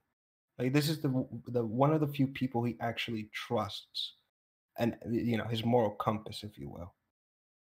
Hell, and even then, it was quite sad. Even seeing when Ravage died, all the way on Cybertron, you actually see Soundwave buckle over in pain, realizing he's gone, which was also very sad. I was like, oh, come on, why do you make them suffer? Why do you make me feel? Mm-hmm. It's like, I don't want to feel, goddamn. No. But overall, I think I've rambled about this enough.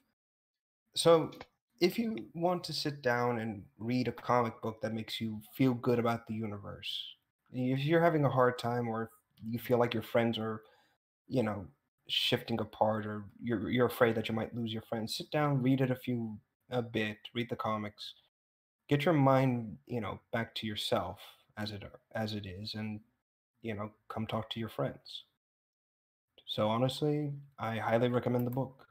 Yep. I mean, it will take you maybe a few days or so to finish the whole thing. And, I acknowledge that completely, but it's honestly worth the wait. And before we move on, this should basically sum up the entire feeling of the comic.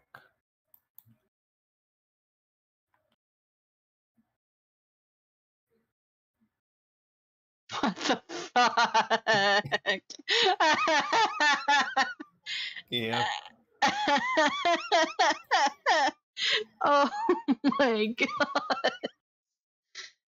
Oh my god. I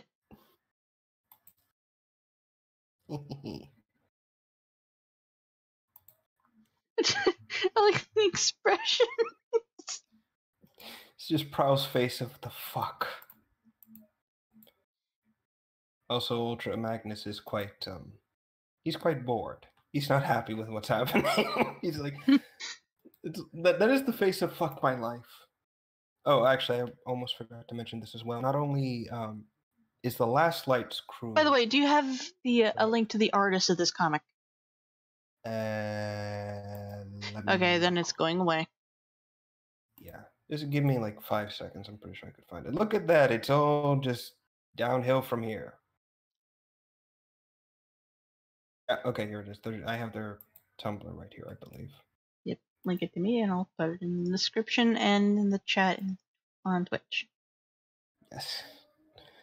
The face of what the sorry. Anyway, but yeah, the crew of the Lost Light isn't the only. Oh, God, I hate that with Windows 10. It did the blip thing, didn't it? No, like there's this task view. I keep clicking that on accident. Okay. But what I was going to say is that it isn't just the Lost Light that is a crew of a family. Believe it or not, there's actually a group of, I guess you could say, rogue Decepticons that just basically became scavengers. And they are the saddest bunch of misfits I've ever seen. But they've got each other, and that's all that counts, I suppose. Hey, they look familiar. Yeah, I mean, they're obviously old con designs, but they're all good, you know?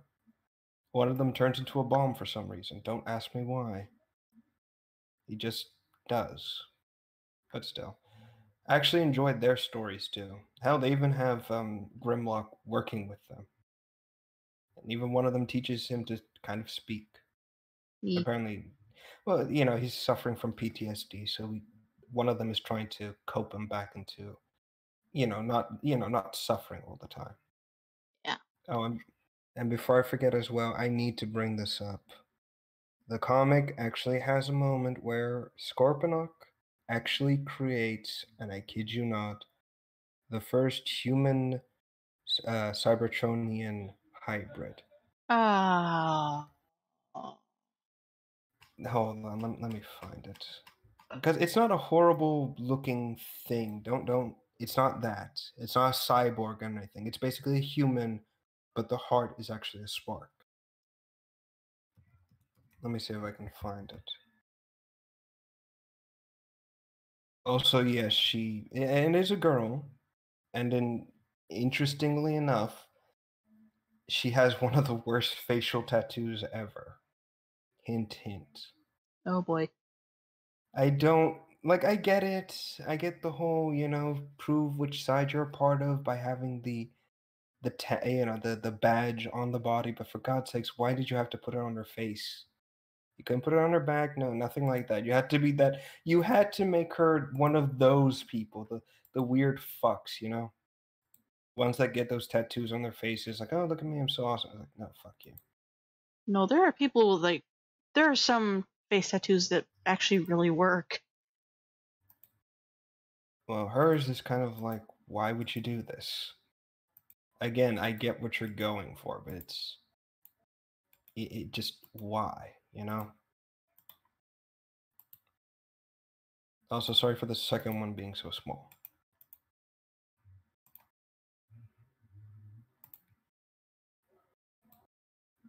So, by the way, to clarify something as well, that the glass container she's in, or I guess the artificial womb, isn't attached to him. It's more along. It's basically he knows that should something happen to him because he's always in battle, she can be removed and put somewhere safe. His whole plan is basically the following: because Transformers can't reproduce like you and I could. Yeah. They basically, they do the whole spark thing. They have to look for sparks, find a specific kind of metal, and then coach the metal into taking a body, basically. Cokes. Yeah. But what's it called? Basically, his goal is to implant an already existing spark inside an organic body, which will grow, reproduce, creating more sparks with infants in it, and then remove the sparks from the fully matured adults and put them into new robotic bodies. I mean, I get what he's going for. I really do. It's just, do you really think that's going to work in the long run? There's kind of a BioShock vibe there. Kind More of. or less. Like, the main character in BioShock is a lab-grown baby, pretty much. True. Like, he has a mom, he has a dad, but he's, like, aged and grown in a lab, trained, and then sent away. Yeah. It's kind of the same thing, I guess he was going for with this. It's just, again, there's no worry that the moment you kill them or try to do anything, the spark won't work. It is still a mechanical spark. It's just going to be very, very weird. And again, I don't know how to feel about this. It's like, I get the idea. It's a smart plan. Don't get me wrong. It's just, would it catch on, though? I mean, I don't know. If people want to explore this in like detail or whatever else have you, feel free. I'll probably read it. It's just, I'm still going to be sitting there like, this is so odd. Again, it's like, I don't know how to feel about this.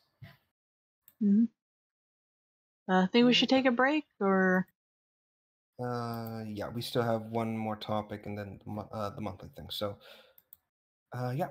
So we're going to take a break. 2 topics. And then the monthly things.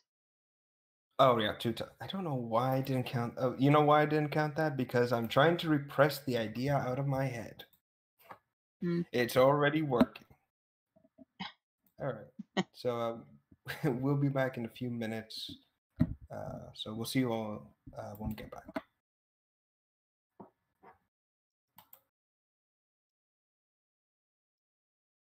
Okay, so now it's just me and the audience. We are going to take a quick break. It says 5 minutes. That's actually not true. The intro music is going to play on repeat. Hi, Bill. The intro music is going to play on repeat. And if you don't like that music, then that's fine. Just mute it, tab away, do what you need to do. But now is definitely the time to get up, stretch, get yourself something to drink and eat, reconnect with the hive mind and the mothership and all that jazz. And we will be back. It's not usually 40 minutes, Bill, but thank you. Thank you for the contribution. But no, we'll be back as soon as we can. I need to get up and get something proper to drink. So yeah, we'll see you guys in a bit.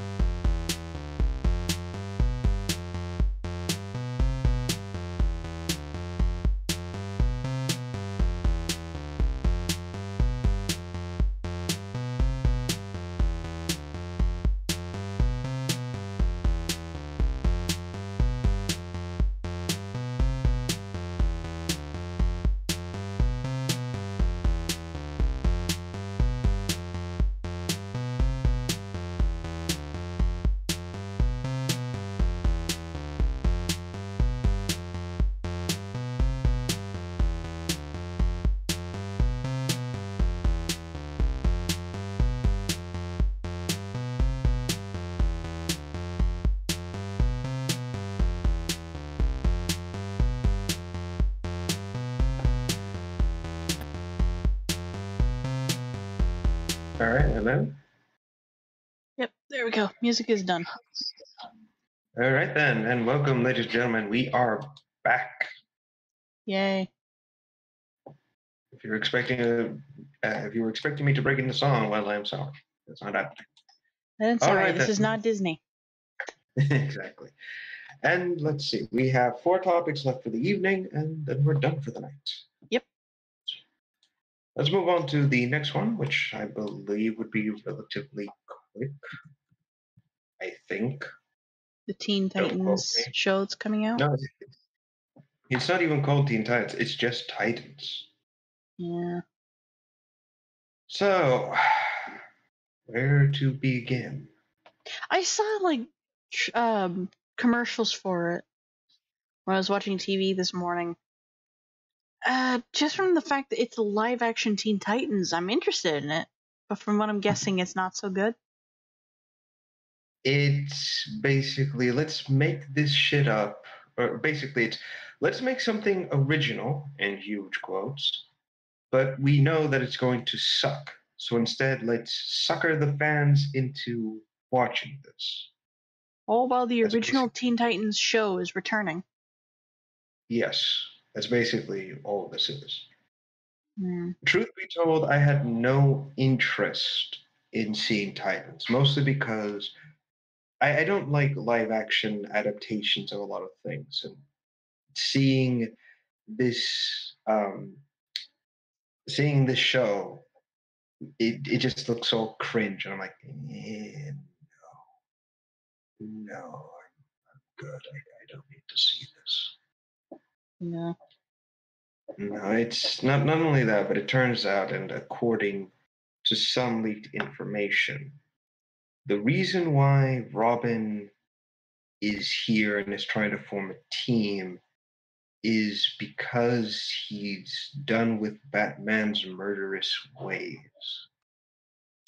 I'm sorry, what? When, What? exactly? It's like, when was this a thing?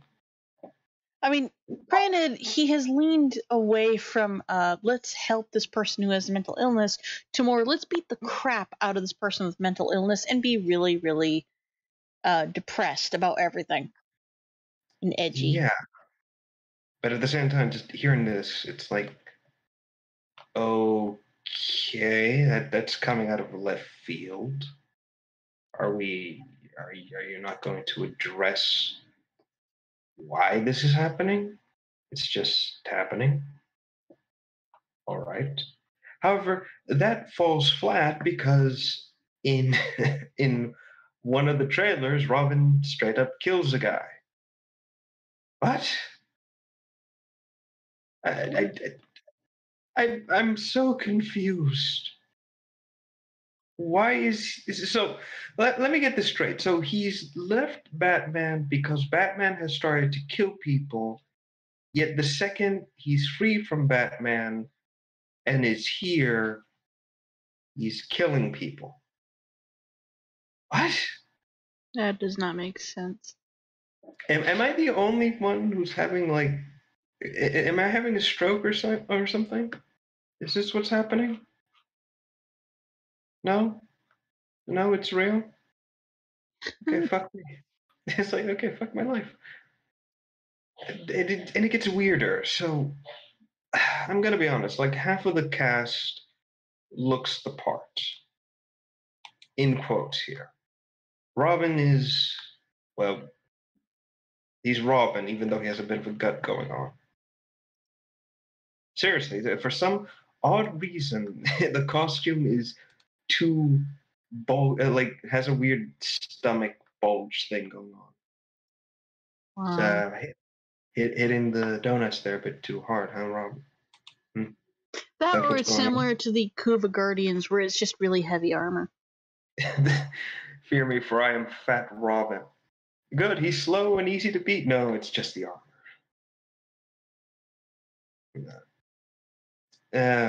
The kid they got to play Beast Boy looks fine. I think he looks believable, even though I don't know, it's weird. And I do find it funny. It's like, okay, transforms and there goes the clothing. Brilliant. It's like that kind of sucks, actually. Now that I think about it. Mm-hmm. Again, it's one of those situations where it's like realism steps in and kind of ruins the coolness of the power. Because with the cartoon, he transforms and it's like, okay, you don't think too much about the about where the clothing goes. It just kind of reappears. It's like, okay, it's a cartoon. You kind of get used to the idea. Here, it's just okay. No, he does a wolf man. The clothing just rips apart. Okay, that still sucks, and I feel so sorry for you. Yeah, the girl that got to play Raven also looks fine. I mean, when they do the makeup and the CGI work, she looks pretty on point. I want to say. I don't know about the actress though, like her acting. Excuse me, her acting chops. Like I'm iffy, if anything. Mm-hmm. It's just it's one of those situations where I have to sit there and kind of like I have to see her. What's the word I'm looking for here? I have to see her acting before I can say if she's doing a good or a poor job. I want to say. Yeah. And finally, we come to Starfire. Now she's the one that's been causing a whole lot of issues as of late, and I can't blame people really for it. It just seems like nobody knows what the fuck she's supposed to be, and they've just kind of taken the name, Mm-hmm. I don't know. I mean, I don't know. This feels like the costume work and the actress look like they belong to someone else, Like this is somebody else that joins the team. Again, it screams to me someone doesn't know what the fuck they're doing when in the casting department and just said, do this, it's fine. And again, I'm not even acting like one of those super hardcore fans of like, oh, she has to be blah blah blah blah. No, I'm just saying it's like this. Just no, just no. Yeah, but still, it's very obviously that this series is just going to crash and burn.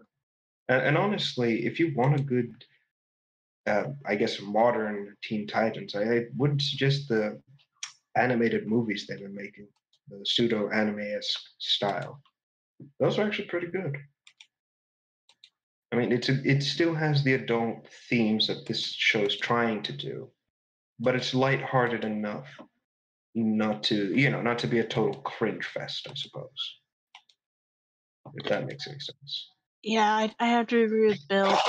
It sounds like none of these people know who or what the Teen Titans are supposed to be. Like, not even know the origins, and they're making a Teen Titans show.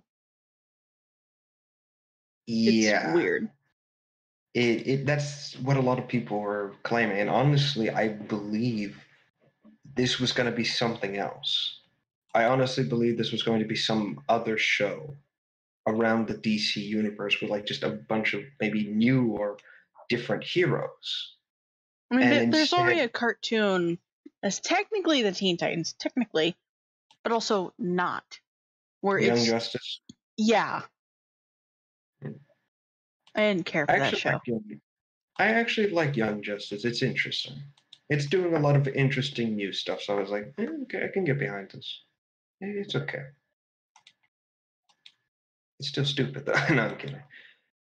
Yeah, this just looks like their attempt at creating something new and original, but realizing that they'll probably not get anybody will come back to see this. So instead, let's just um, slap the name Titans on it, make some of the costumes look like the originals, and then call it something that the fans want, basically.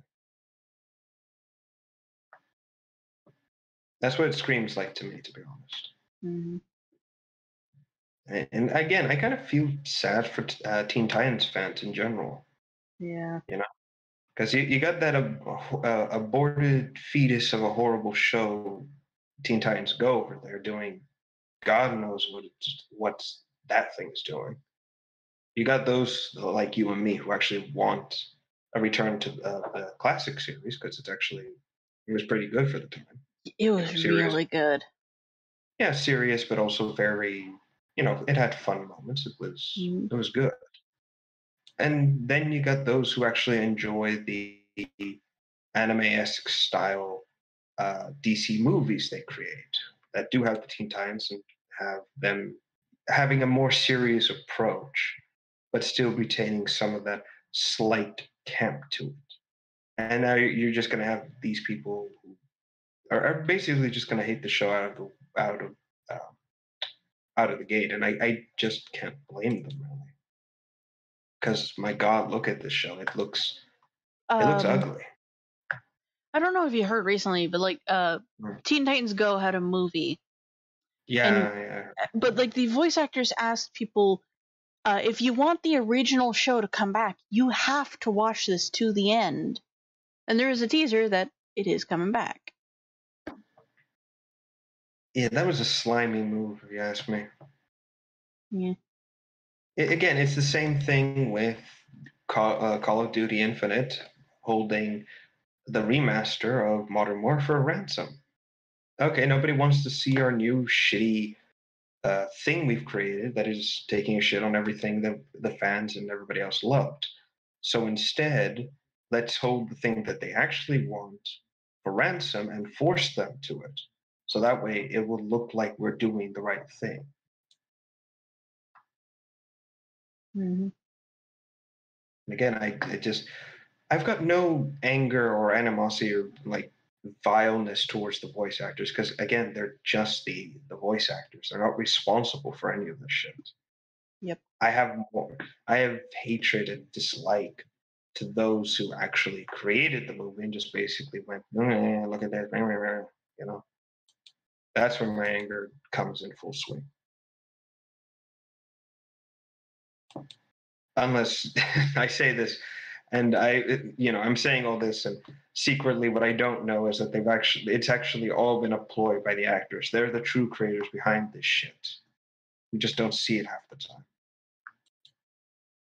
The greatest double cross ploy in the history of the world. It's on some 4chan level shit. Oh God.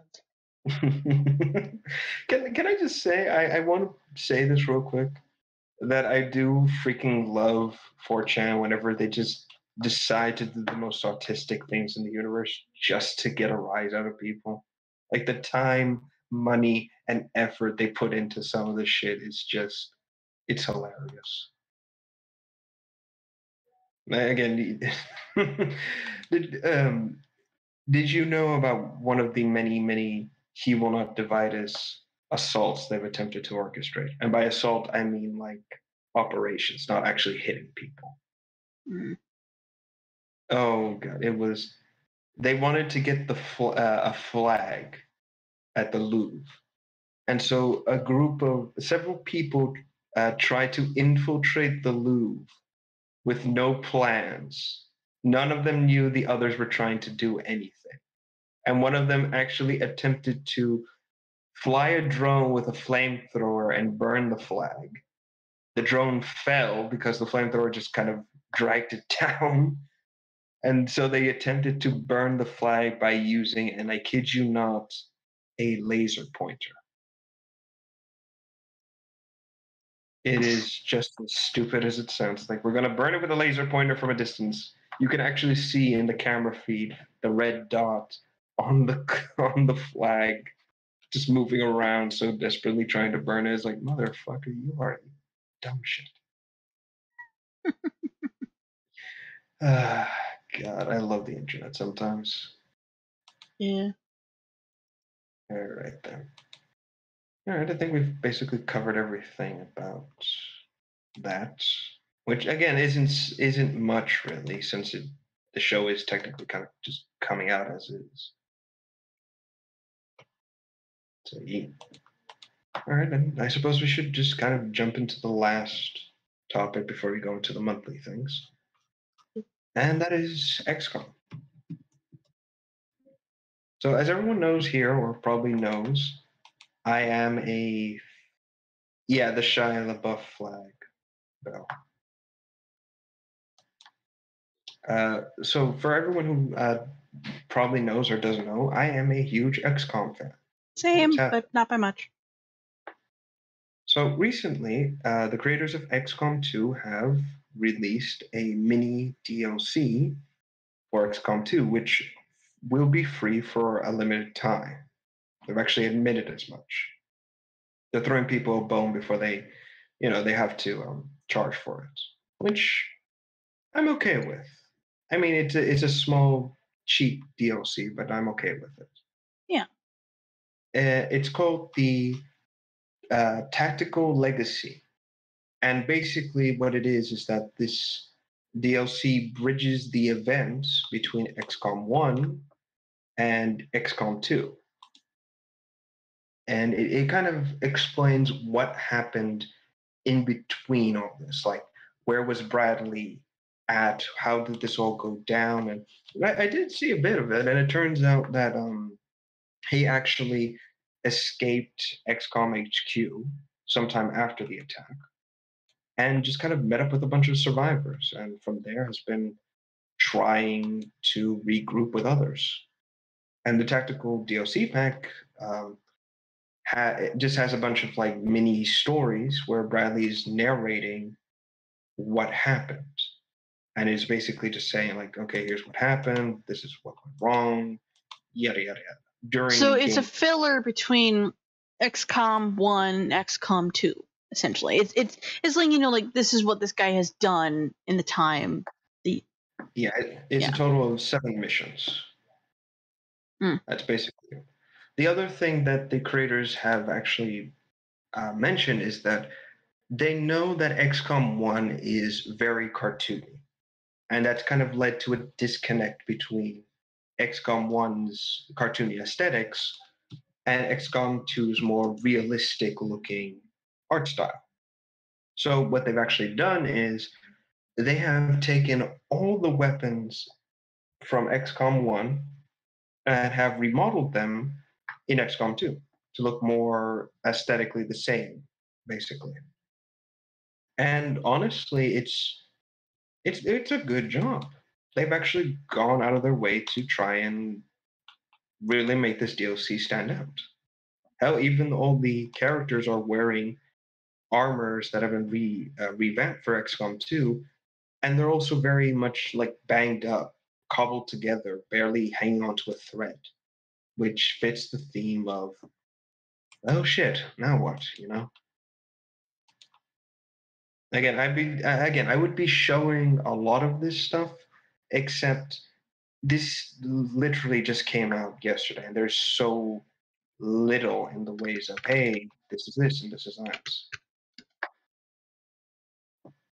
I mean, I can't show a few things. It's just gonna look awkward as hell to show off. Yeah. Sure.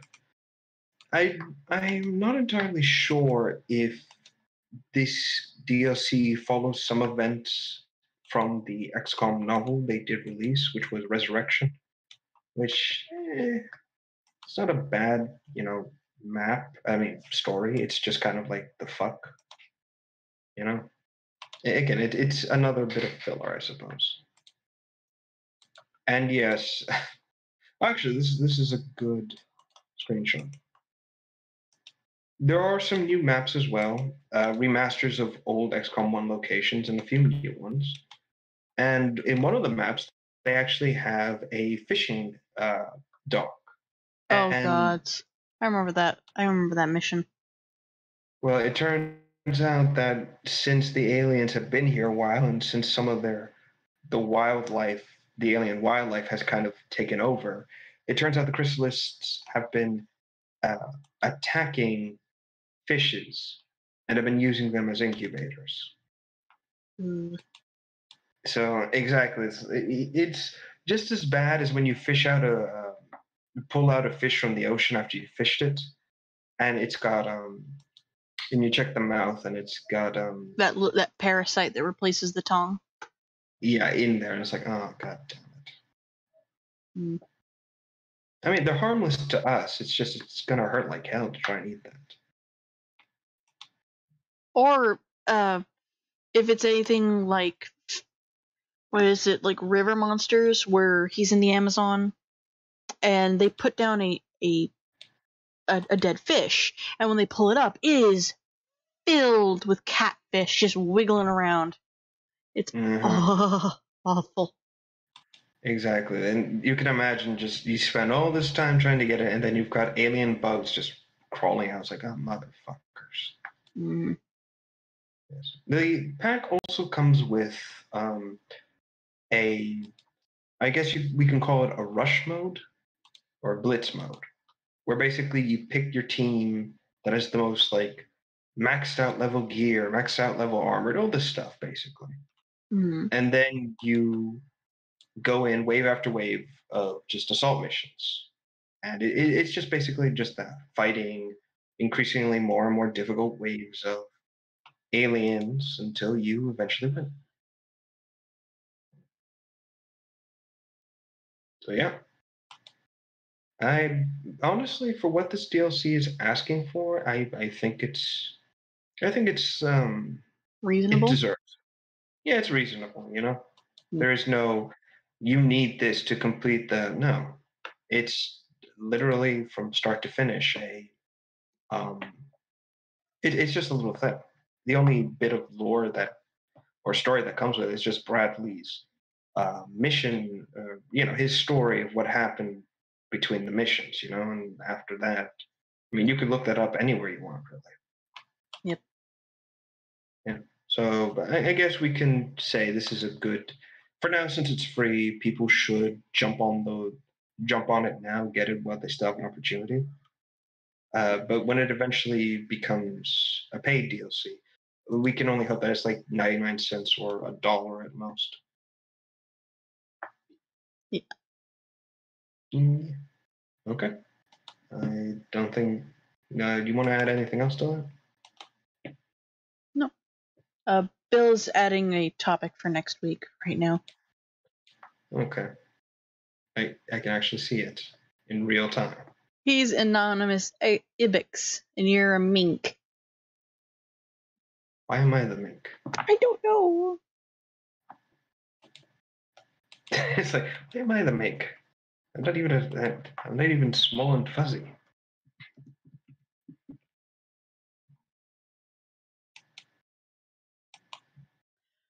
I'm just gonna. It's amusing to watch somebody else type. I don't know why, but we're just sitting here watching him type. It's like watching ant colony videos or something. It's amazing to watch them work. Also a little creepy, but still amazing. Yes, it's like something that's being possessed in slow motion. On a side note, I actually believe that minks were actually just a form of ferret. They are. They're very mean. Actually, no. They're more related to weasels. It is very painful to be bitten by them. It's the evil little thing. They like to eat chickens. And crawfish, apparently. Yeah. You find them in, like, Kentucky most of the time. Anyway, we should probably move on to the monthly thing. Yep. Do you want to go first, or what? No, I actually enjoy going after it's all said and done. Yeah, yours takes the longest. What do you mean mine takes the longest? It's like because yours naturally takes the longest. Because you also tap into the lore. All right, fine. All right. So, whenever it comes to the Pokemon of the month, Bill and I will spin two wheels. I'm going to keep saying this every time we do these monthly things. One has the generation, and the other has every single Pokemon type, from grass to dragon. All right. And this month, we spun the spinners and got Generation 7, which is Pokemon Sun and Moon, and the type is Grass. After looking through the list, we decided on the best Grass Pokemon. And as a note, I always try to steer clear from owls for Rev's sake. But it couldn't be helped. This week, it's Rowlet and all of his evolutions. Rowlet. That is the ghost, weird looking. I don't even know what it is. I know it's an owl. I just don't know what. He's a grass owl. It's the last one that's a ghost, I believe. Why is the last one a ghost? Because he's meant to be like based on Robin Hood, where you don't see or hear him coming, but he's going to shoot you without you knowing. How does Robin Hood relate to a... I'm so confused. I don't know either! It's like, who comes up with this shit? Yeah, so it's Rowlet, Dartrix, and Decidui, I believe is his name. I don't know how... Lola! Yeah. So, like, for Christmas last year, I believe it was, Bill got me Ultra Moon and a 3DS, a very lovely red 3DS. And my starter is actually Rowlet. I absolutely love owls. Now, whenever we pick the Pokemon of the month, we actually talk about this back and forth of what is the use of this Pokemon? Because personally, I don't like fighting. I am so tired of that formula. I am so tired of it. I don't want to fight. So we're not looking at this from a standpoint of we're getting this Pokemon because it can kick the ass of every single other Pokemon if you do this, this, and this. No, we're not strategy people. We're not strategists. But I don't know the word. Strategists. We're not that. I don't know anything about IVs either. I don't know anything about personalities. I don't care about the moves, really. All I care about is if Pokemon were real, what is the use of it? How helpful can they be? So with Rowlet, right off the bat, my first thought is this guy will take care of pests. Yeah, that's about right. That's pretty much it, mostly. But it's said in the Pokedex that Rattata, the little rat Pokemon that's purple with a curly tail, and a lot of other rat and mice-based Pokemon are indeed pests. They will steal all of your food and not care that you're still carrying said pouch of food in your backpack. They're going to take it. They want it. With Rowlet, he's a silent flyer, and he kicks like a motherfucker. The best way to describe it, like once he attacks his prey, he kicks. With Dartrix, it's weird. So he's kind of like the secretary bird, only owl format. I view it as a cheesy kung fu fighter, where he does the flying bicycle kick. Because Rowlet is flying, but he's also kicking at the same time. All right. Let me remove these two and bring up the stats for him. There we go. So these are the stats for Rowlet. Plain and simple. With Dartrix, though, it's a little different. All right. As Dartrix is a very vain Pokemon. He's a neat freak. He's crazy about how he looks, and will actually refuse to fight or listen to his owner if he is not clean. Oh. How odd. Mm-hmm. I remember, like, when he first came out, everybody started comparing him to Ego Raptor. I see it. Every time I look at this owl, I see it. But no, he would be more for show, mostly. When you... If this particular form is a neat freak, a clean freak, if you will, wouldn't it make more sense to have it just around the house at that point? No. It's only clean freak with itself. Oh, okay. It wants to stay clean. There is another thing about all three of these owls. They shoot very, very sharp leaves or quills, whatever have you, that can cut through steel if aimed right.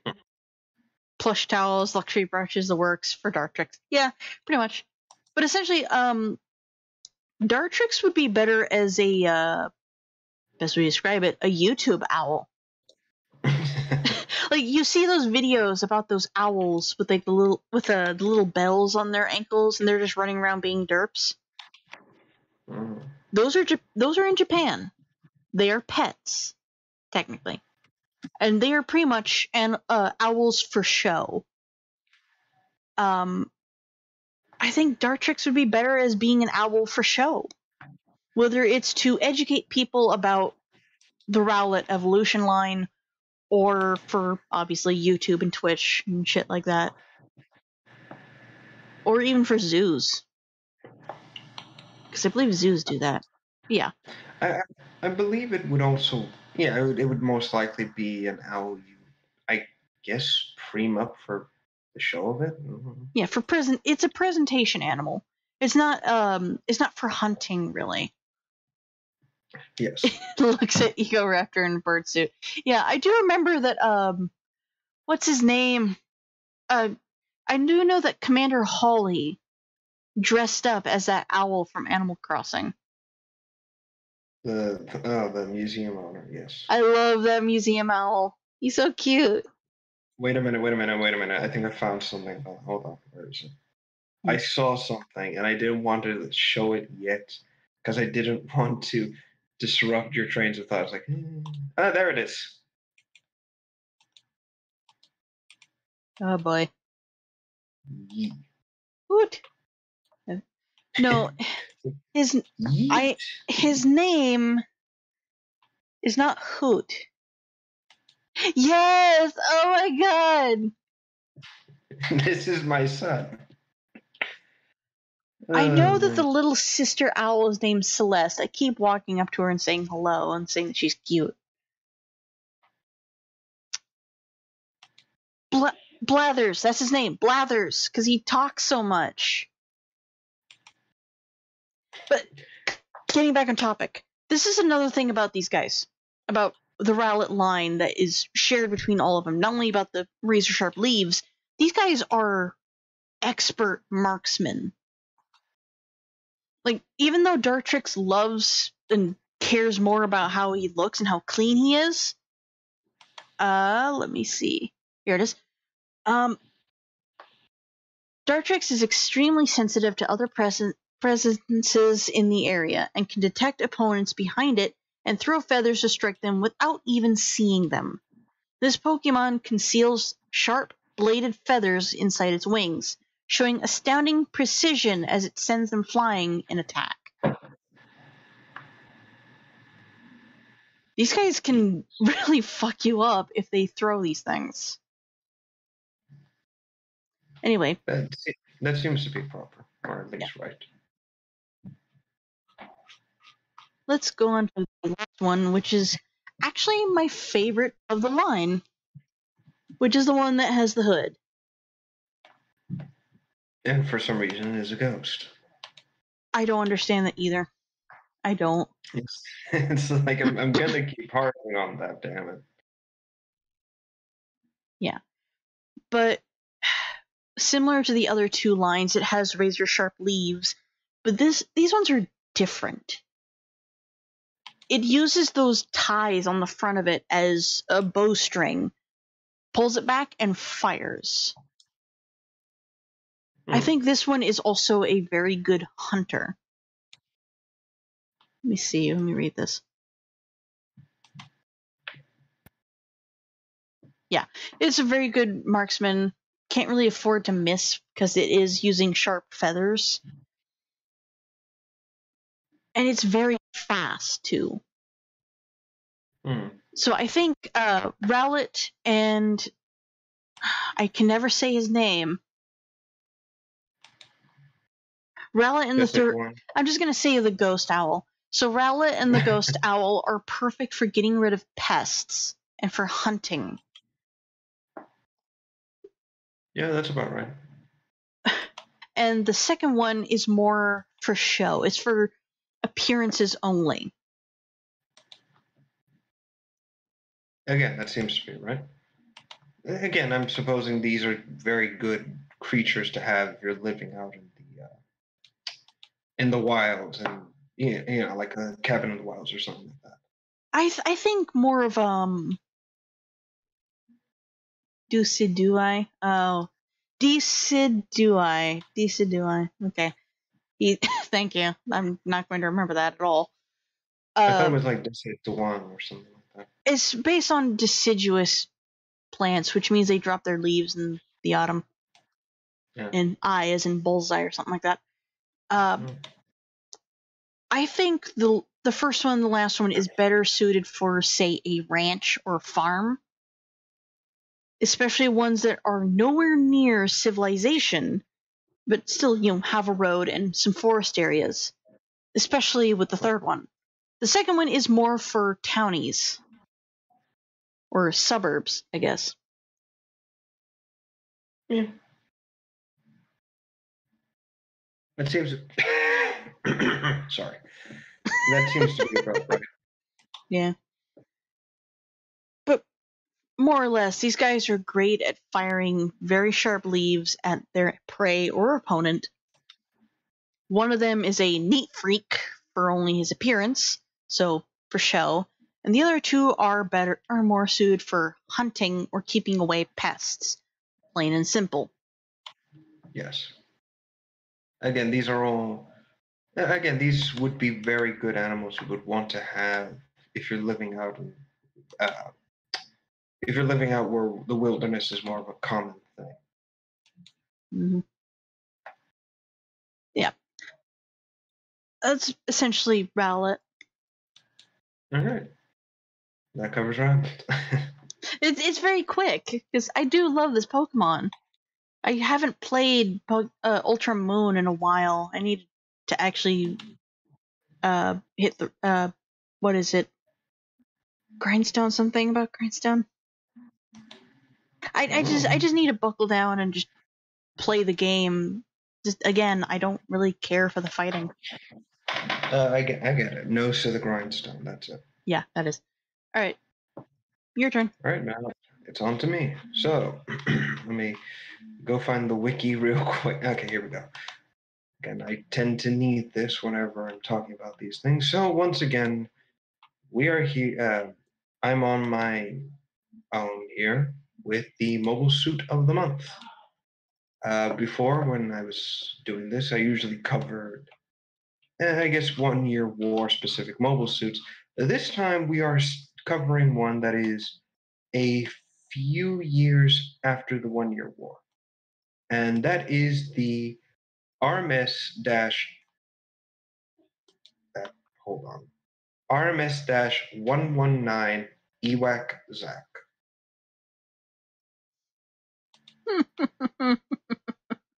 Otherwise more commonly referred to by some as the dish-headed Zac. It looks so stupid. Oh, there's a reason for it. The EWAC Zac is a radar-based mobile suit. It's capable of detecting things from great distances without alerting others to its presence. The dish works both ways, not only as a form of detection software, but also as a bit of a jamming device, making it impossible for it to be seen. Now, this is actually something I didn't know before. The underside of its head actually has a second mono eye. Basically, when in the air, and if it's directly above something, due to the design of its head, it cannot look down properly. Instead, it needs to rely on the eye on the underside of its head, which has a complete track system, to look underneath it and detect targets beneath it. Unfortunately, this does mean the main eye has to shut off and the back one needs to turn on, basically. It also has several fuel lines, providing it to the ability to fly for longer distances and longer time, basically. Mm-hmm. The weapons it has are the following. The 120 millimeter Zaku machine gun Kai, which is a more advanced version of the classic version. A shield, which is usually located on the left arm, actually attached at the elbow. And, which is quite shocking, a beam saber. This is this is actually a common thing. No, the double beam saber is Go Gooks. Anyway,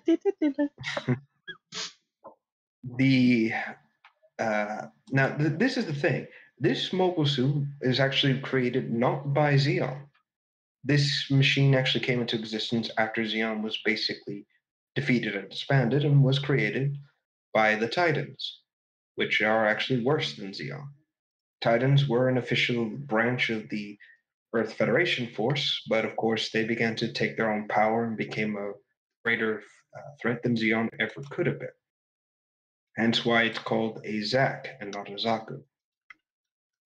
Again, I do want to point out we had Jims and Gundams. I don't know why we went back and started creating more Zaku types, but whatever. I don't particularly care. Its equipment and the equipment it had is of the following: a passive radar dome, data pod, extended propellant tanks. Various additional equipment included infrared, visual, and communication sensors, all located in the head.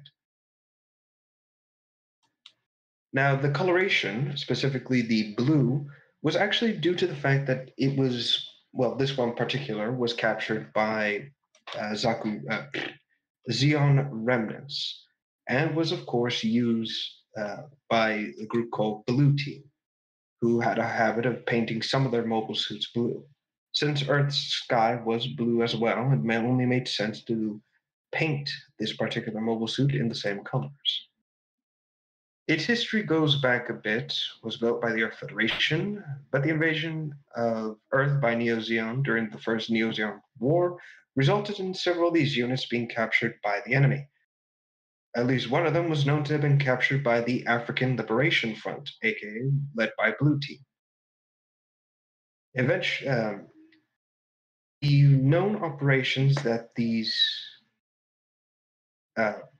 operators that use these machines go by the following: Earth Federation First Force, Titans, Neo-Zeon, the African Liberation Force, as mentioned, as well as Blue Team, the Republic of Xeon, and the Coalition of Volunteers. I'm not sure about that last one, though. It's actually pretty new to me. Zacks were eventually used by multiple groups who had a bone to pick with the Earth Federation. This would eventually lead many of these machines to be taken into space and basically brought to Neo-Zeon. Several years later, many, many years, Zacks would still be in development and use by the Sleeves faction of Neo-Zeon. These were painted jet black, specifically for use in space. Now, because they were in space, this meant their radar systems were much more demanded of them, meaning that multiple of these units had to be deployed in different areas. And of course, due to their design, they weren't exactly the most powerful mobile suits. If you wanted to blind the enemy, you basically had to take one of these out and limit their abilities, basically. Overall, the Zack is one of the few mobile suits that stands out as the most unusual in terms of design and creation. Again, it's a reconnaissance unit, so don't expect to see these things in battle that often. Yeah, it has its own defenses, but that's just it. Defenses. Okay. There anything you want to ask? Comments? Essentially, you wouldn't want to send that in as like a simple soldier. No. While it could fight as a simple soldier, you're just wasting basically something that can map out an area. You're basically throwing a map into battle. You're essentially throwing away your only chance of seeing who's going to win the Sunday Night Football. In another sense, yes. In fact, there was actually some speculation that some actually believed that the head itself could detach from the body and work as its own vehicle. Of course, this was of course proven not to be the case. It was just a subject of people thought it looked like it could do that, but in reality,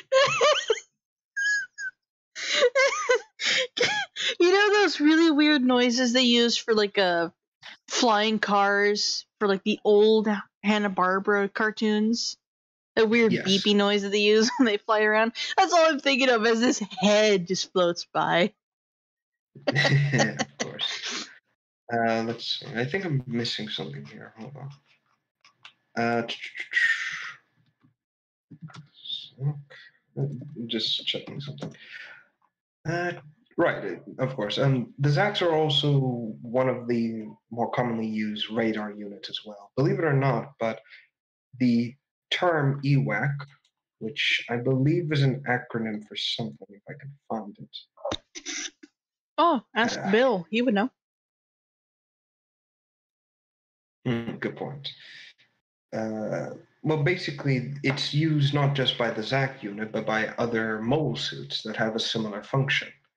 What makes the UX-ZAC more suited for space reconnaissance, in a sense, is, again, its ability to map out areas more effectively. And thanks to the fuel canisters, these things can actually be deployed for never mind. longer. You wouldn't. Wow. All right. I'm thinking of a totally different word. Okay. That one, yes. Basically, these things are good for sending out on long reconnaissance missions and investigating things of that nature. You know, basically keeping an eye on an area, just like how anyone would send out a drone, you know, to scan an area before sending in the armies. That's basically what they're good for. Some actually have been able to modify them to be more like a regular Titan Zac. It would be blue, of course, but it was possible to turn it into a soldier unit. Now, is that recommended? You be the judge on that one, I suppose. They weren't seen much during what the period referred to as the Gifs conflict either. At most, they were only ever seen over the skies of Earth, and even then, they weren't that many to be deployed. Yes, Neo Zeon and the Sleeves did use them more frequently during their conflict, but that was more to do with necessity over combat effectiveness. Basically, the Sleeves didn't have much in the way of producing their own mobile suits. So they had to make do with taking old suits, repurposing them, and basically updating the internal systems if need be. So, you know, there's that as well. Again, it's like an army using old World War II weapons, but upgrading them so they're on par with modern day weapons. Ah. Exactly. Again, one of the pilot, I believe, who went against Neo Zeon, not sure if he was part of the Federation or not, did pilot an old ACT guy. And though the outside was quite old and primitive, the cockpit was actually one of the modern day ones, where the entire thing is one giant wing. You all right? I was just scooting my chair closer. Okay. It was basically one giant window instead of 3 screens that you had to look at all the time. So again, they're quite similar as well. Mm. All right. Is there anything else you want to ask about this one? I'm going to Bill EWAC, EWAC, stands for Early Warning and Control. And there you go.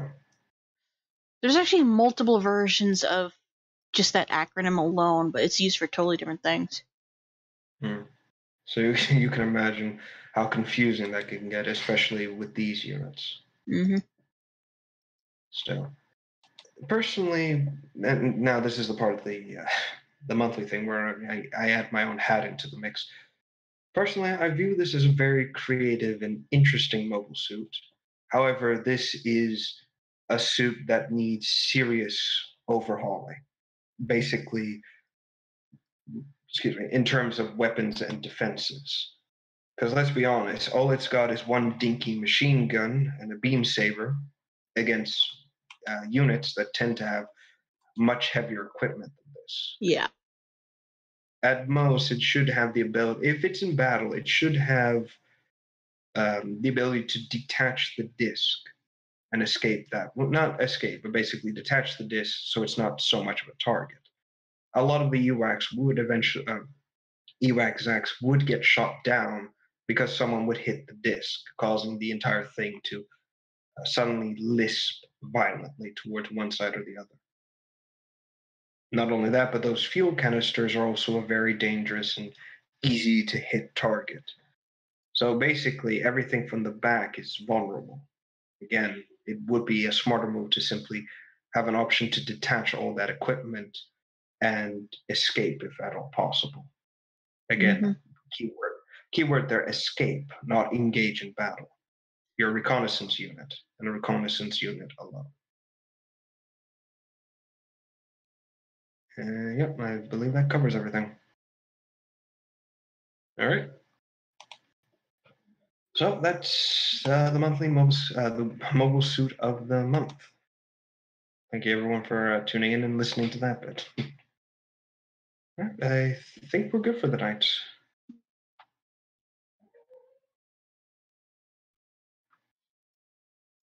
Yeah. All right. All right.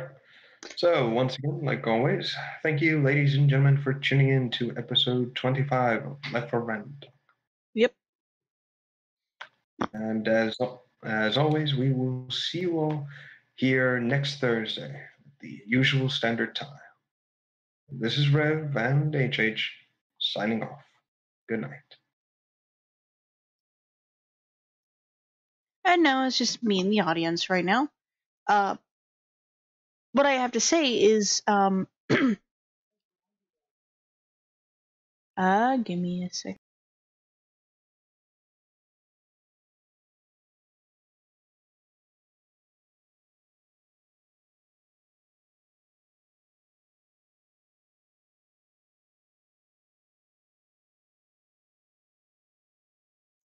Terribly sorry about that. So, what I usually say is that there is a link in the description on YouTube and a creeper face on Twitch. There is no link in the description anymore, but the creeper face is still there. Don't click the creeper face because it's not going to help.